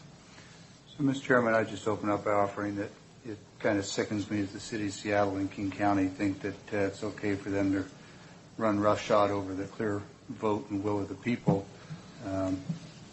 it is, in my mind, an opportunity for us to try and do something to suppress their efforts to do that. But I also think we need to mitigate the county's risk and make sure that our activities are lawful. We've already heard from legal counsel that participating as an intervener is not lawful. So going there probably doesn't make sense for us. But I'm certainly open to discussion about other opportunities to pressure WASAC to take up the issue, sending formal written correspondence expressing our view, those kinds of things. But it doesn't appear that it's lawful or wise for us to get directly involved in a lawsuit that the statutes don't permit us to do, unfortunately. Mr. Chairman, if I may, I'd like to read a statement and then give information of what I've compiled. The will of the people is the only legitimate foundation of any government, and to protect its free expression should be our first object. Thomas Jefferson. The will of the people of the state of Washington was demonstrated in the numbers of yes votes supporting Initiative 976, and clearly represented a bipartisan message to our state and local governments. As of the latest compilation, I-976 passed statewide with 53% yes and 47 no. Geographically, 33 out of 39 counties were in the majority passing I-976. This represents 84% of the counties in the state of Washington. 9 counties had over 70% approval. The attempt by the city of Seattle and a narrow group of government officials and entities to negate this vote of the people is an abuse of power that cannot go unchallenged. Elected officials of Franklin County and other counties whose votes overwhelmingly supported the initiative must step forward and actively intervene so that the will of the people can be protected. If the self-concerned narrow interest is implemented and supported, then the constituency of Washington State is being dictated to by a minority faction that will certainly weaken our civic ties and make the will of the people irrelevant. If we are to hold this great state together, then we must unify and fight to protect the credibility and the outcome of our elections. Therefore, we, the undersigned, are committing to protect and defend the will of the people of the state of Washington as concerns Initiative I-976 by filing a motion to intervene at an interested party. Now, I talked to 3 people. Eric Johnson from WASAC. Eric Johnson told me that WASAC cannot get involved until an entity such as ourselves files this motion to intervene, and then they can get their lawyers who we're paying on board to start fighting. I talked to Dick Stevens from Seattle. There is no legal ramifications against Franklin County for performing this act. I talked to Steve Pidgeon, another well-known attorney. He says everything that we would do in just filing this motion to intervene, nothing unlawful, and that it needs to be done by someone to start the initiation of the process to move the trial from King County, which is a conflict of interest because King County has filed a lawsuit. They cannot have that lawsuit in their county.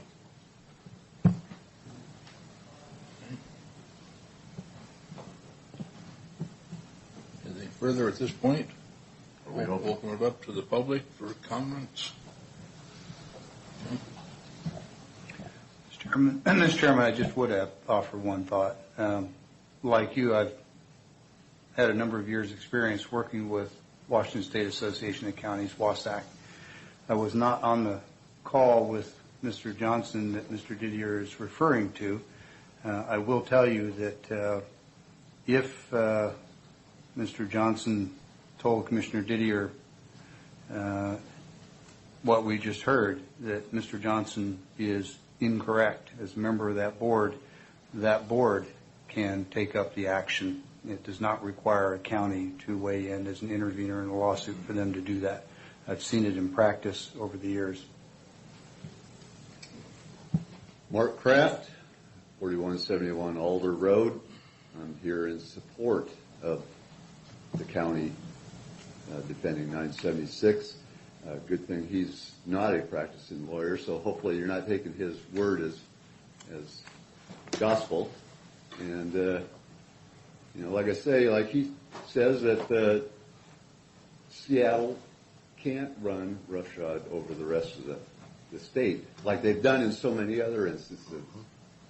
And, I don't believe we're going to lose any money at all because they'll just create a new tax somewhere else. I just went over and transferred a title. It used to be free.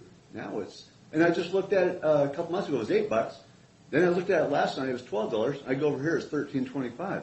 So they're not going to run out of money. This morning I heard on the radio, Inslee just created a commission to study the new bridge to Vancouver, spending $44 million on that. So he must assume that there's not going to be any shortage of funds because they can start another project. So, and you look at some of these projects that he built that are ridiculous. We got the tank farm, intersection. You talk about 395, and a foggy day, there's going to be a big accident there. And instead, they build an overpass out at Ice Harbor Dam where there's nobody out there.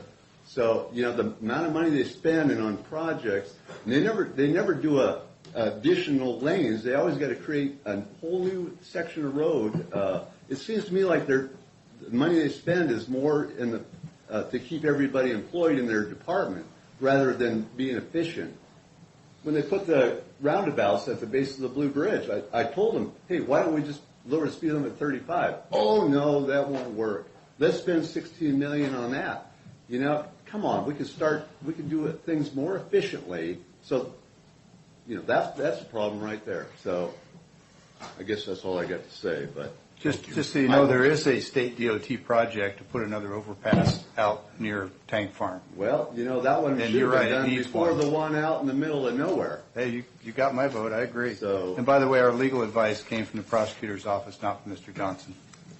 Just wanted to be accurate. Well, we need all the support we can get. I mean, if that doesn't fly, then shit, we might as well not even vote again.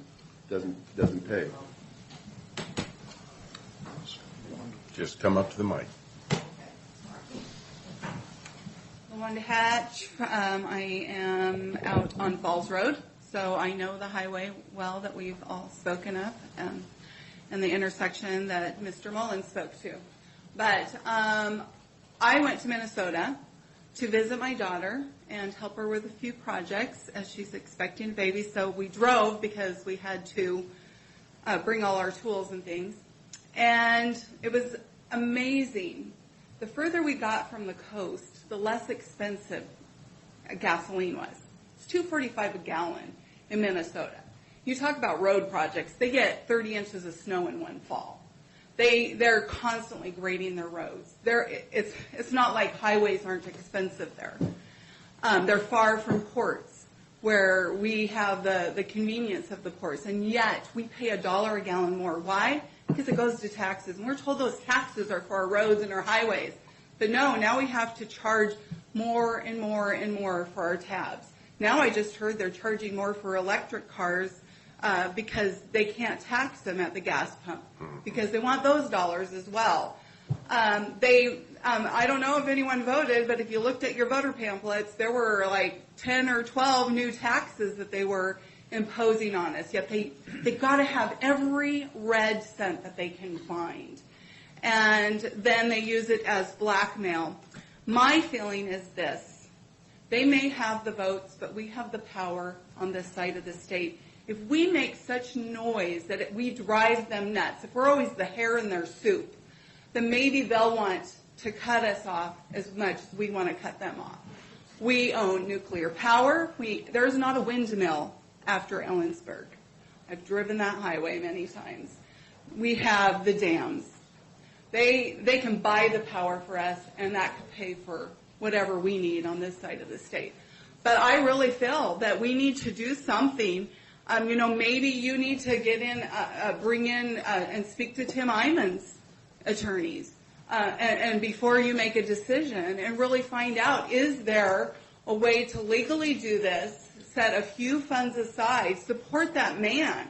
That man has been working hard for years for the people that we have all benefited from. I used to pay $400 for my tabs. And he was able to bring it down to where it is, and then they quietly bring it back up. But the point is that we need to do something. And we can find the legal way. Boy, it seems like those liberal attorneys sure are creative to find a way to stick it to us. So I say that we find a way. I agree that we need to put this letter out there. We need to publish it. We need to get people fired up about it. I can't tell you how many people have said to me, why do I even vote? Why do I even vote? And that's the way I felt too.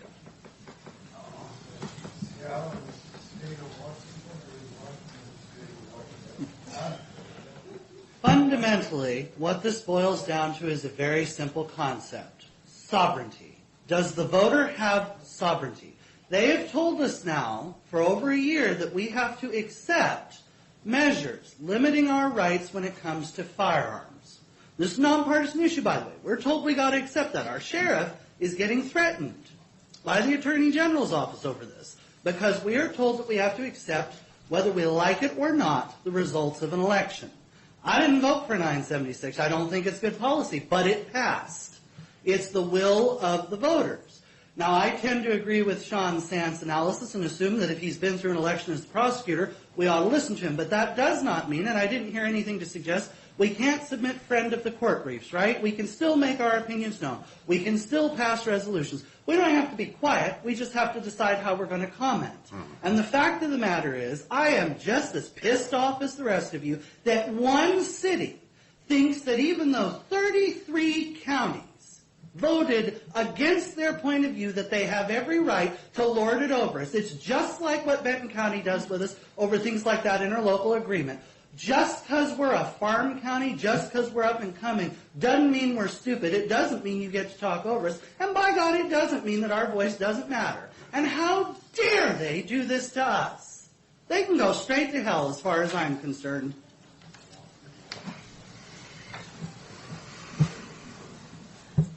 I'm liking you better all the time. I have that opinion kind of too. Not all of them. Ever since President Trump got elected, gave us a tax break, Jay Inslee said, I'm spending every dime you get back. That's what it basically comes down to. Democrats are fighting tooth and nail all the way to D.C. I'm sick of it. I'm sure all these guys are sick of it.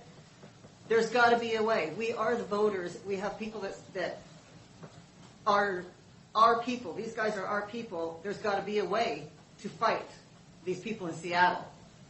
I mean, there is. We have to find it. Tim Eyman, possibly yes, for his attorneys. But it is getting ridiculous that they do not want to listen to one thing we say. And I had put in a thing I wrote to a gal. I don't know if I'm even allowed to say it, but I am a campaign volunteer for Senator Phil Fortunato. And he's got some great ideas on how to, close these gaps without them killing us at the pumps and on our tabs. It's wrong. We'll have to look at it. And she's right about the voters. Of course they don't want to vote. Nobody wants to listen to us. I shouldn't say nobody. We want to listen to us. Seattle is running what we do. It's completely wrong. I've got a gal looking into the stats of how many people in Seattle that voted. She's going to try to find out how many people in Seattle that voted against $30 tabs actually are drivers that are licensed to drive. Yeah. Those are things we need to find out. These are people making decisions for us who ride buses, and those buses are not full. Seattle Transit is lying on their paperwork completely. They do not fill those buses. It's a waste. Of course we need buses, but not nearly what they're claiming. They're lying to us. So, yeah, we have to get together. We have to find somebody to represent us on every level because we deserve to be heard. We all voted for what we wanted. They don't want us to have it, so they'll try to punish us for it. And I'm tired of being punished for what we vote for. Thank you. We have a few empty buses, too.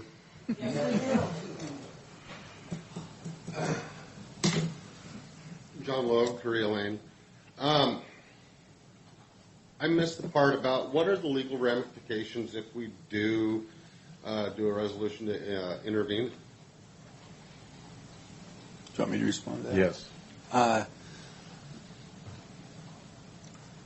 Essentially, the court would rule against us as an intervener and not allow us to be a participant. What would the punishment be?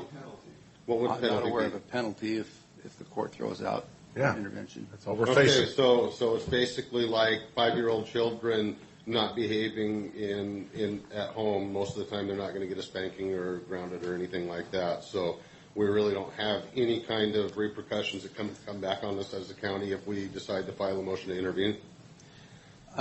Understand that filing that motion is not a free event. I mean, it requires attorneys to draft that and research it and write it and submit it and the filing fee. It's okay. Well, I mean, not as a taxpayer, I kind of want to put things into perspective. My voice being heard at a state level at the ballot boxes is very important to me, and I'm willing to invest the money to file those papers personally, especially if there's no legal ramifications against me. At the very least, at the very most, they could exclude us from it. At the very least, though, we are going to have our voices heard as a county and stand in solidarity against this. And hopefully we can lead the way for other counties to join us in this charge. If there's no legal, if we're not going to get a spanking out of it, I see absolutely no reason to not file this motion to intervene or resolution to intervene.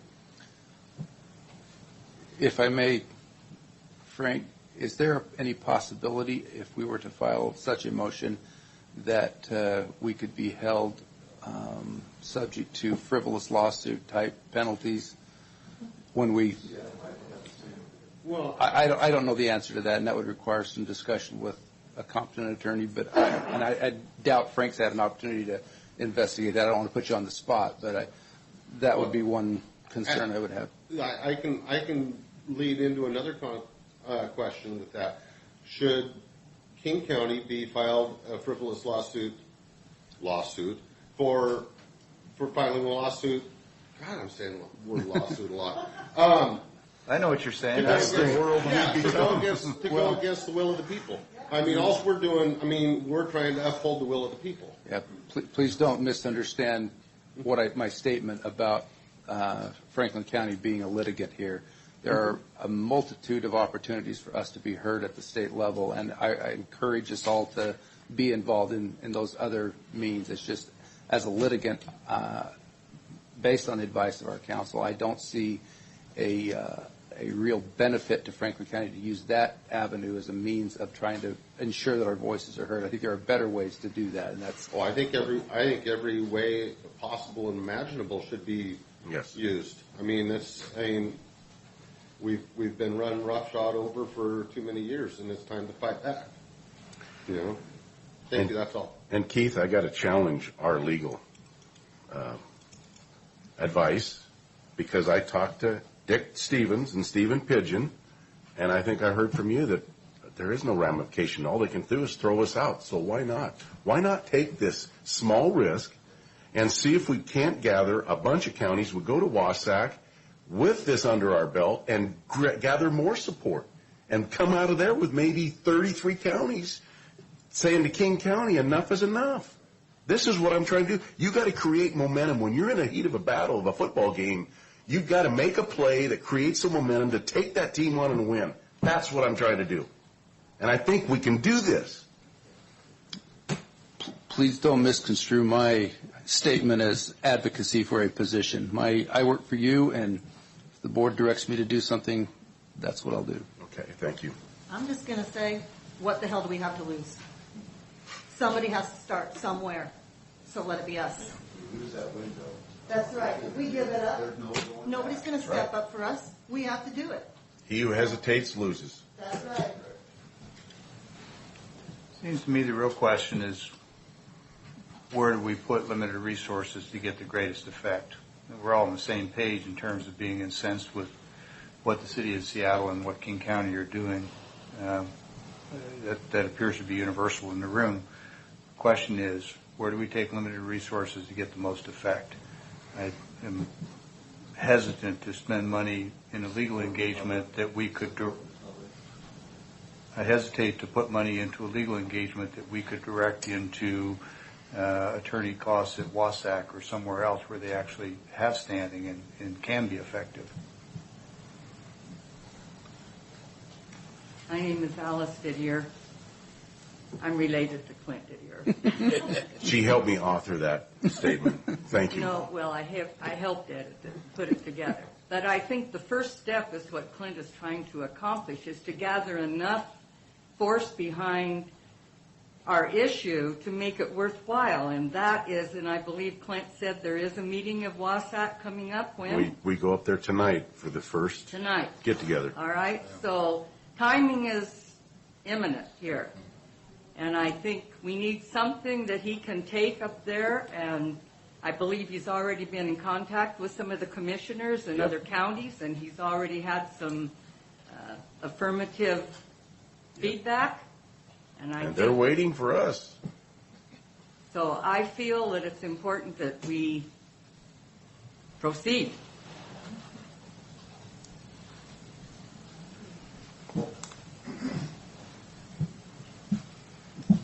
I believe we do need to stand up and take our position. It's sickening that the arrogance of Kings County to sue the people for their will is $30 tabs today. What's it going to be tomorrow if we don't stand up? The arrogance of King County just is sickening.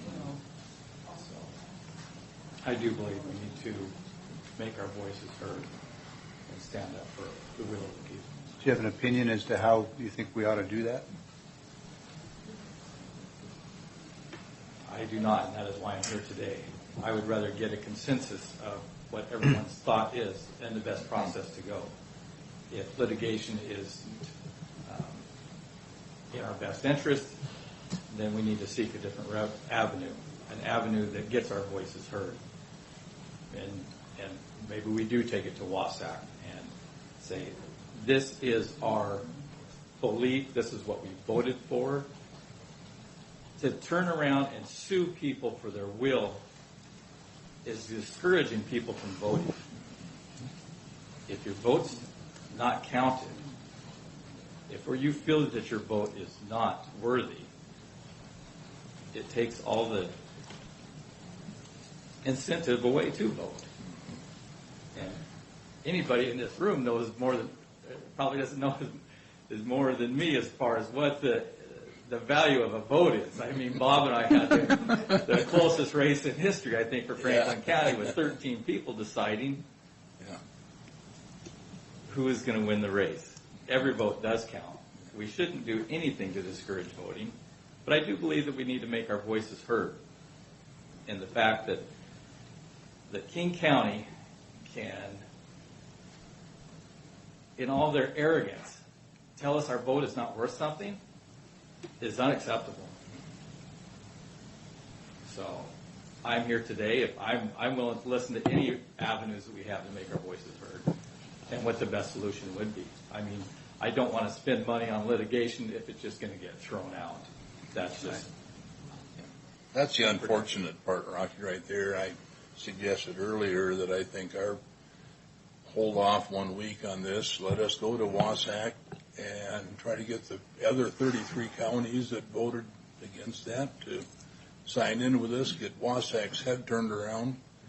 As I said earlier, the biggest problem with Wasac is that King County is the main participant, financial, so they're not ready to step up without some help. So that's why we need to get the other counties while we're there tomorrow and Thursday on the at the board meetings.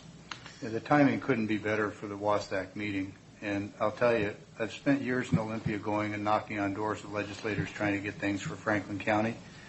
I get two different reactions when I walk in as a Franklin County commissioner as opposed to walking in as a board member of Wasac and a member of the Legislative Steering Committee. Because then the perception is I'm there on behalf of 39 counties. And you get in almost any door quickly with that. I just think that Wasac has a much, much bigger hammer than any one county. And it is not necessary for any county to undertake a resolution or an intervener status or anything else to get Wasac involved. commissioners can gather a group of commissioners at the Wasatch meeting tomorrow and say, let's make a motion during the board meeting that Wasatch take this up, just like the discussion we're having here. But it lets Wasatch do it because Wasatch is going to have standing that I don't think we do. And to me, that's the right place with the biggest hammer, with the biggest buck, or the biggest impact at the lowest cost. If we could do it legally, I might be willing to spend the resources and say, let's take a shot.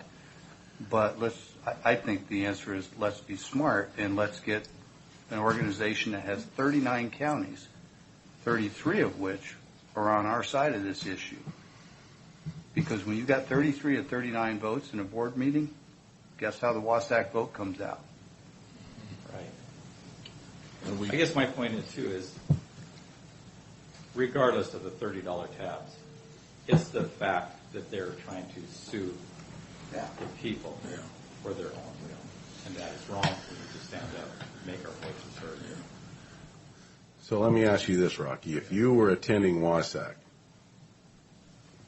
would you be more inclined to join a commission that has already filed to intervene? Or would you be more inclined to sit back if nothing has transpired and just wait to see what everybody else does? It takes courage for a person to stand up and run for office or to make this initial move.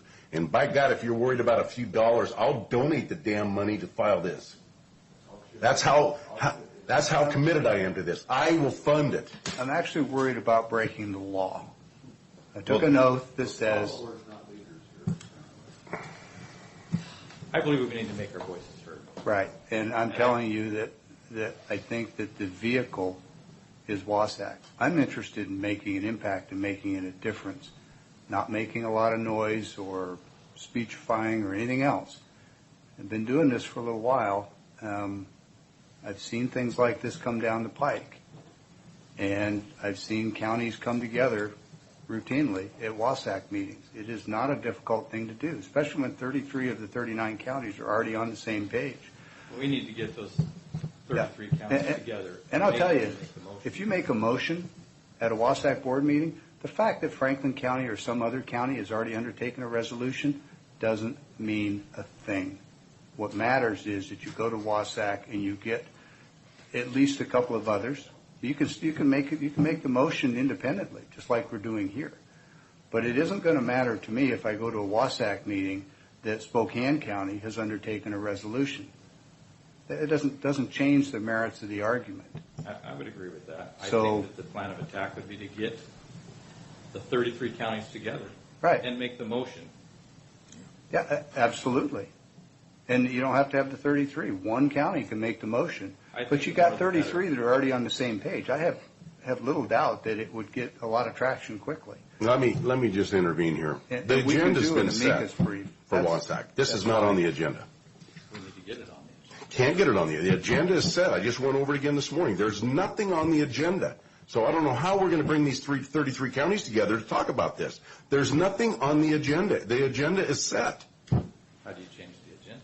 You can't. It's set. We have opioids Thursday morning. I'm going to stay for that. The agenda is set. There's no time to talk about this. And honestly, if you've been involved in this for so many years, tell me the successes that you've had by playing this game that you're so inclined to do is to sit back and wait for somebody else to make the first move. What have we won on in this state? Yeah. I'm tired of everyone being quiet. That's what got us where we are. So to be clear, as Keith said earlier, there are a number of other avenues besides filing as an intervener in a lawsuit. You can do an amicus or an amicus brief, however you want to pronounce it. You can send letters to lots of folks. The only difference between filing a motion as a friend of the court and expressing your opinion and filing as an intervener is two things. The cost of doing the intervener is going to be more, and it'll be thrown out. So if you want to express your opinion, do an amicus brief, send it to the court saying this is our position. Anything else is going to be a waste of time and resources. You still make the same point. Go to Wasatch, get a group of folks together, or lead the charge yourself. It doesn't matter. Either way, I think you'll find tremendous support. And, oh, by the way, all it takes is a vote for the board to add or delete something from the agenda. So agendas are never entirely closed. And I think that it'd be a pretty simple matter, frankly, given the timing of this, to get it on the agenda. We need to get it on the agenda. The board is meeting right now, the executive board. We don't arrive till 5 o'clock tonight for the get-together. There's where the board's meeting. We have to have it in front of them now. It's not there. Well, with all due respect, that shows a lack of knowledge of the process. It's the executive board that's meeting, but it's the board of directors that can, and I believe would, entertain a motion, and certainly can. And Commissioner Cook, you have even more experience than I do with WASAC. Please feel free to weigh in and correct anything that you think I've said that isn't accurate. No, it's board of directors aren't deep enough. You need the whole board to convene tomorrow. The executive board is not deep enough, I think you meant. The exec board, yeah. The exec board is pretty shallow in relation to everything. So is it possible to get it on the agenda? Yes, it is. Oh, yeah. I'm as annoyed about this as anybody in the room, trust me. It's despicable. I'm just trying to focus this on something that I think will make a difference and not expend resources and not violate the law. Seem like pretty good goals to me.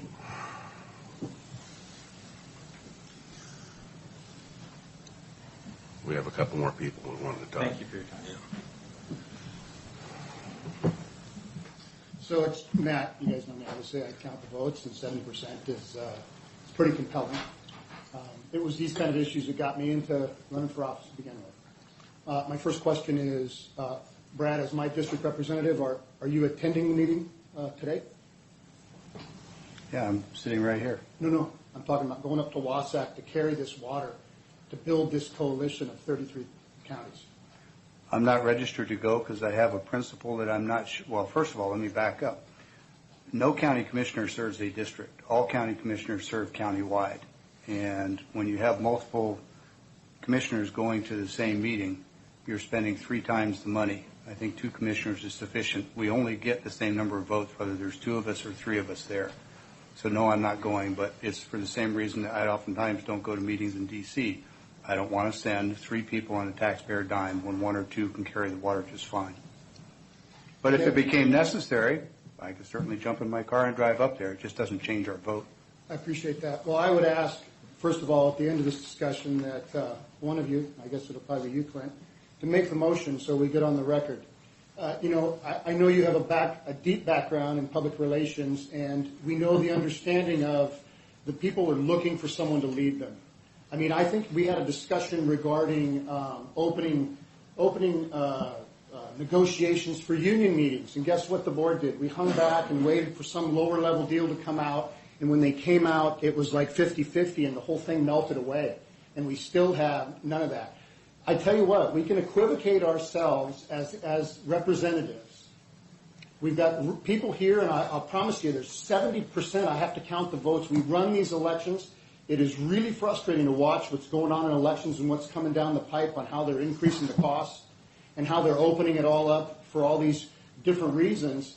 And then in the end, we have somebody who wants to use the court system, and yet we're going to stand on here. I mean, to run these elections the way we do, and as hard as the auditor's staff works in every auditor's office across the state, and they're going to use the court system, and we're going to count pennies on this. I mean, I guess what I would ask to have happen is just stand up and be counted. And this notion we're going to hide behind efficiency in government, really, there's nobody in this room, even yourselves, that believe that's a real concept.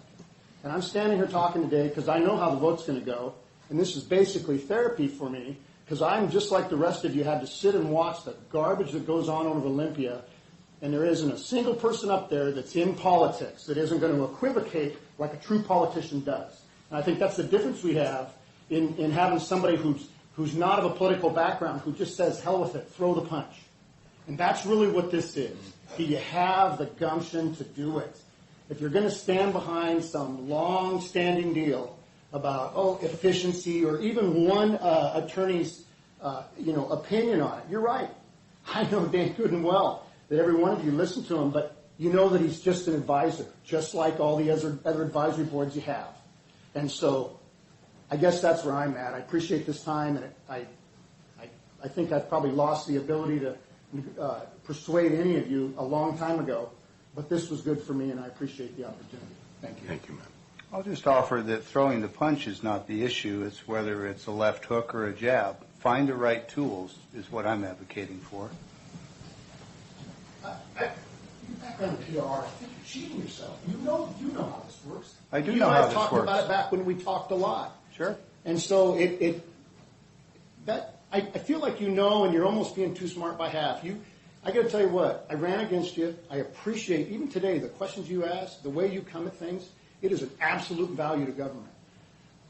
Sometimes there's just too much management. And because you do come from my district, and yes, we do break it up by districts. That's why we don't have district only. It's a hybrid. It's important for people to know that. Yeah, you all represent me, but one comes from my district that I get to choose initially. And so I wish I could convince you, but it's not going to happen. Just a minute. You got a gentleman back here who's been trying to That get up. hasn't spoken yet.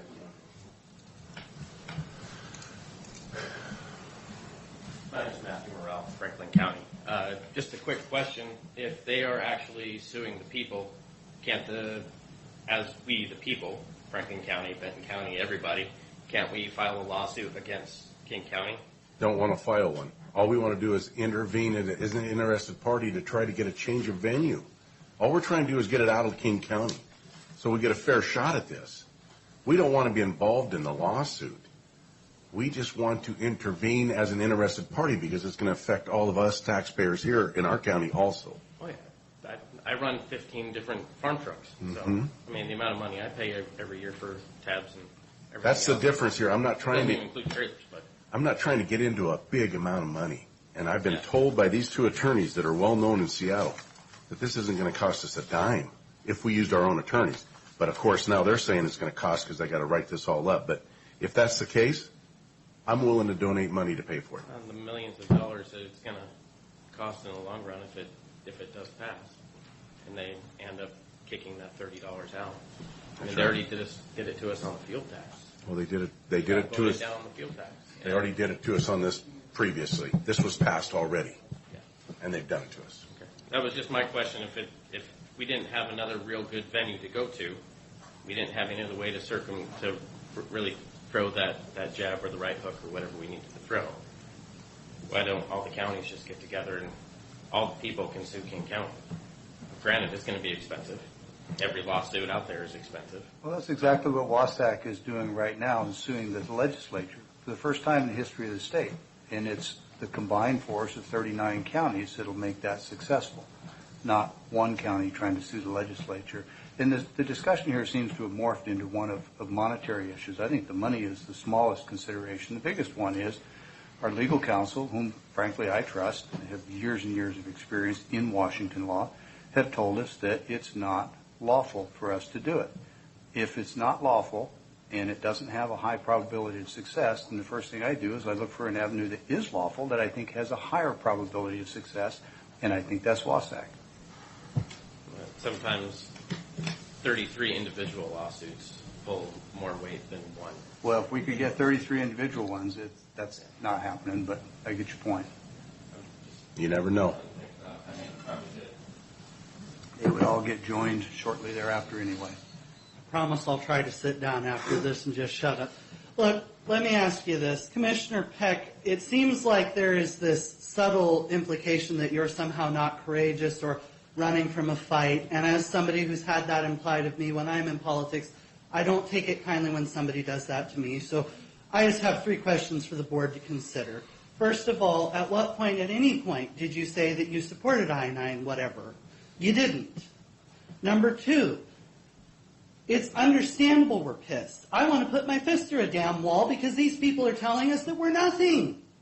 They're telling us we don't matter. And it pisses me off, to be brutally honest. I don't like that. But the fact of the matter is, not wanting to go into a lawsuit right now doesn't mean we're equivocating. What it means is we're going to pick our battles. We're going to kick them in the ass somewhere else. We have many avenues that we can do this. The third thing I would say is, look, if the board decides they don't want to adopt this very thoughtful proposal that Commissioner Didier is bringing to us, we have an election next year. If you don't like what your commissioner is doing, guess what, folks? The elections here still matter. If Brad Peck's that bad, we can vote his ass out. Let's be real here. So let's not imply a commissioner that disagrees with us. Said the chair of the Democrat Party. Said the chair of the Democrat Party. Let's not pretend that we don't have our means to make our voices heard one way or the other. That's a trap that people want people like the rest of us to fall into, thinking we only get to do the one thing. We can walk and chew gum at the same time, folks. We can run them campaigns next year. If we don't like it, we can get a new county commission. It's not that hard. So, Jeffrey, you mentioned the whole courage thing, and I got to just take a moment. I guess you'd call it personal privilege. In my former Air Force career, 2.5 decades, working for the Joint Chiefs of Staff, doing this kind of work on Capitol Hill, testimony before Congress, 4-star sitting in front of me, there was one thing I was known for. It was the guy who didn't shoot, ready, aim. It was the guy that had some strategy and gave advice that said, let's not shoot ourselves in the foot while we're trying to kill the enemy. And I think I find myself in that same situation again today. We need to be smart about this, folks. We're all on the same page. We're disgusted by what's happening over on the coast. We all want to make a difference. We all want to punch them in the face, frankly. I'm just saying we need to be smart about how we do that so we don't end up punching ourselves first. I just have a question. The lawsuit that the City of Seattle has filed, what is the timing on this? Is it in the court now? It is in the court, right? You're looking at me like I have the answer. That's an excellent question, and I will just say that initiatives are presumed to be constitutional, and I don't believe that the Attorney General of the state has fully played his hand as to how he's going to, I don't want to say intervene, but he has a responsibility under the Constitution to defend initiatives that are voted on by the people. Right. And because he historically has a record of not supporting this side of the state, I think it's premature to judge the outcome of the current litigation. And would be in our favor. Yes. Right. So I saw some information saying exactly that we could not get a fair ruling if it is tried in King County. And so I believe that's what Clint's trying to accomplish, to get it moved out of King County, to get it to someone that's not biased. So I guess what I'm saying,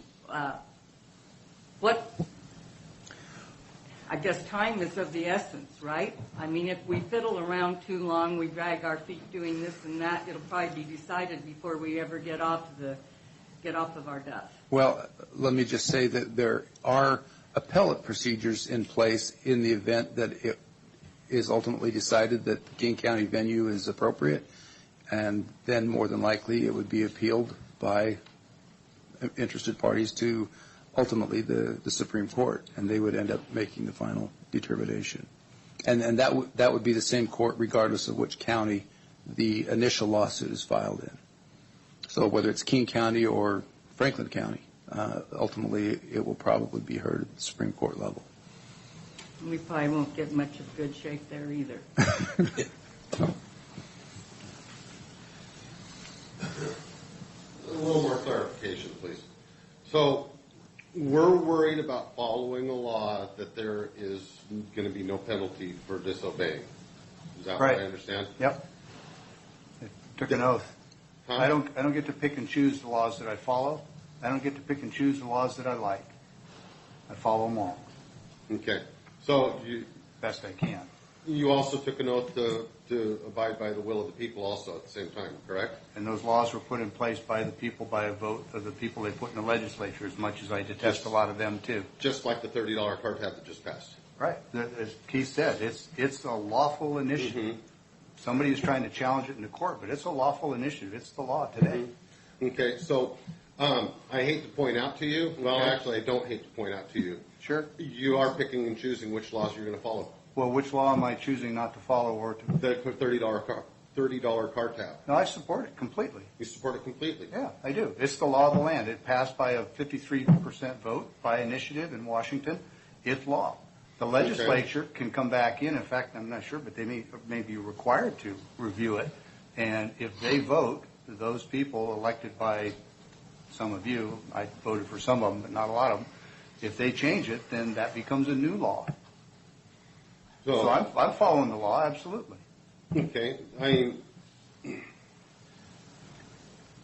but we're not fighting for the will of the people. We've decided, we're going to go ahead and let somebody else fight for us. We're going to let somebody else lead the charge. We're going to let somebody else take the first step. No, I'm saying we should go out in the field with a strong team and take our best shot. Okay, so while we're waiting for that strong team to appear. Tomorrow? Huh? Tomorrow. You sure about that? You promise? You promise it's going to get talked about at Wasatch? Now, you can make a promise today that we can intervene, but you can't promise that... I can promise you today that I will not vote for this board to do something that we know to be unlawful. I can promise you that. I can promise you that I'll talk to people at Wasatch today in my contacts in other counties and encourage them to support an effort.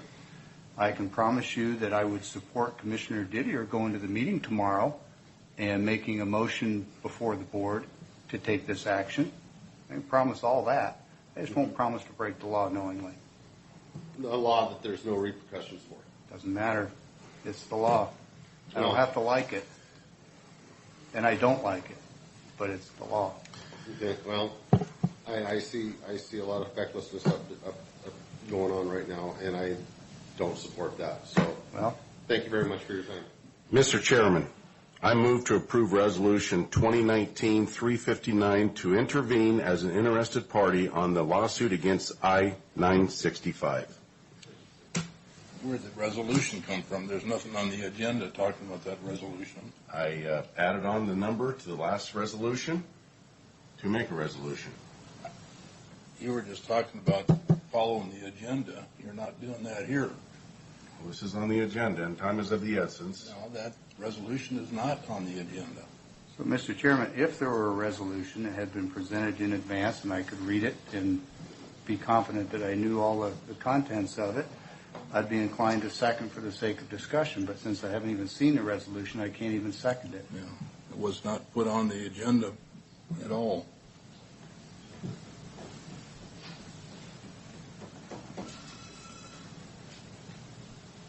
Need a resolution to make a motion? I gotta tell you guys, I put 9 years into this county. He made a motion to approve a resolution, Mr. Beaton. And Okay, I make a motion. Consensus, I've heard that over 9 years. I move as a county commissioner to intervene as an interested party against the lawsuit of I-965. Do I hear a second? Point of order, Mr. Chairman. Do you mean 965 or 976? 976, excuse me. Sorry, thank you. So, Mr. Chairman, the maker of the motion always has the right to speak to their motion first. I'm not hearing a second. I would like to ask the maker of the motion a question, if that's acceptable to him. Please. Is your motion intended to have the county file as an intervener in the lawsuit? Yes. Okay, Mr. Chairman, I'm not able to second because I believe that breaks the law. Yeah, and I can't.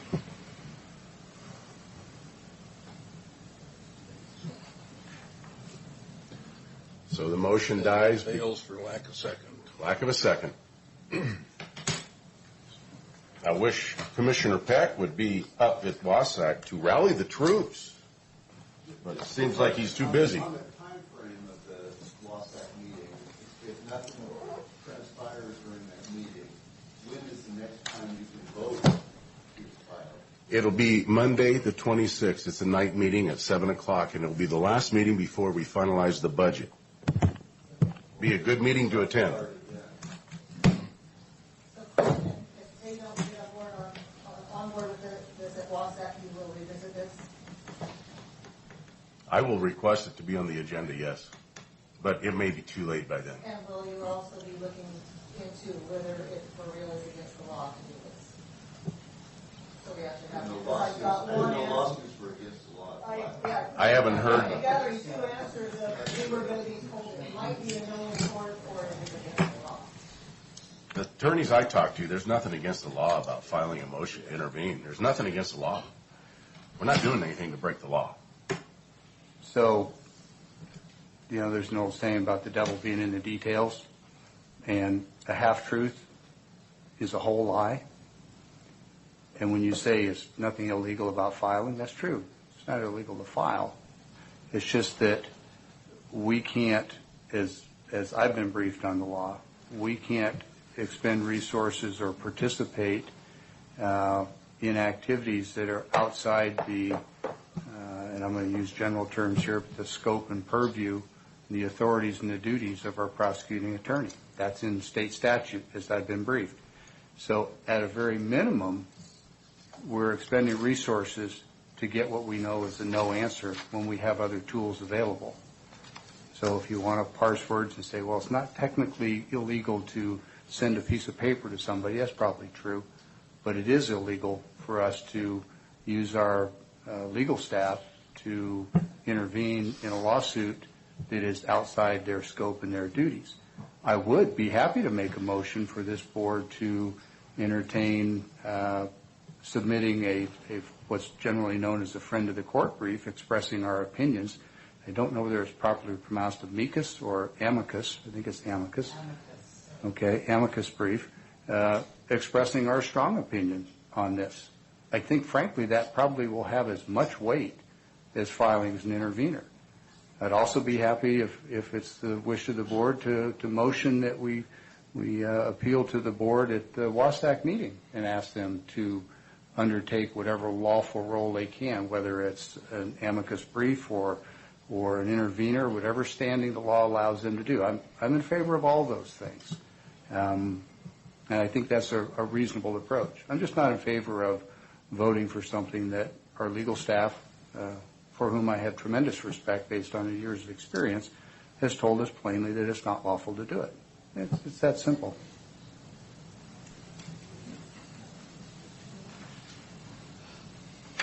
Anything further, Keith? No. Well, as has been mentioned a number of times, WASAC starts this evening and goes to Thursday midday, or early evening, I guess, if a person sticks around for the reception, but normally don't for that. So, with that, nothing else for the good of the board, we are adjourned. Just a reminder, next week is that night. Okay, but it's not Monday, is it? Tuesday, 7 o'clock night meeting. Next, you said Monday a few minutes ago. Thanks, Frank. Yeah.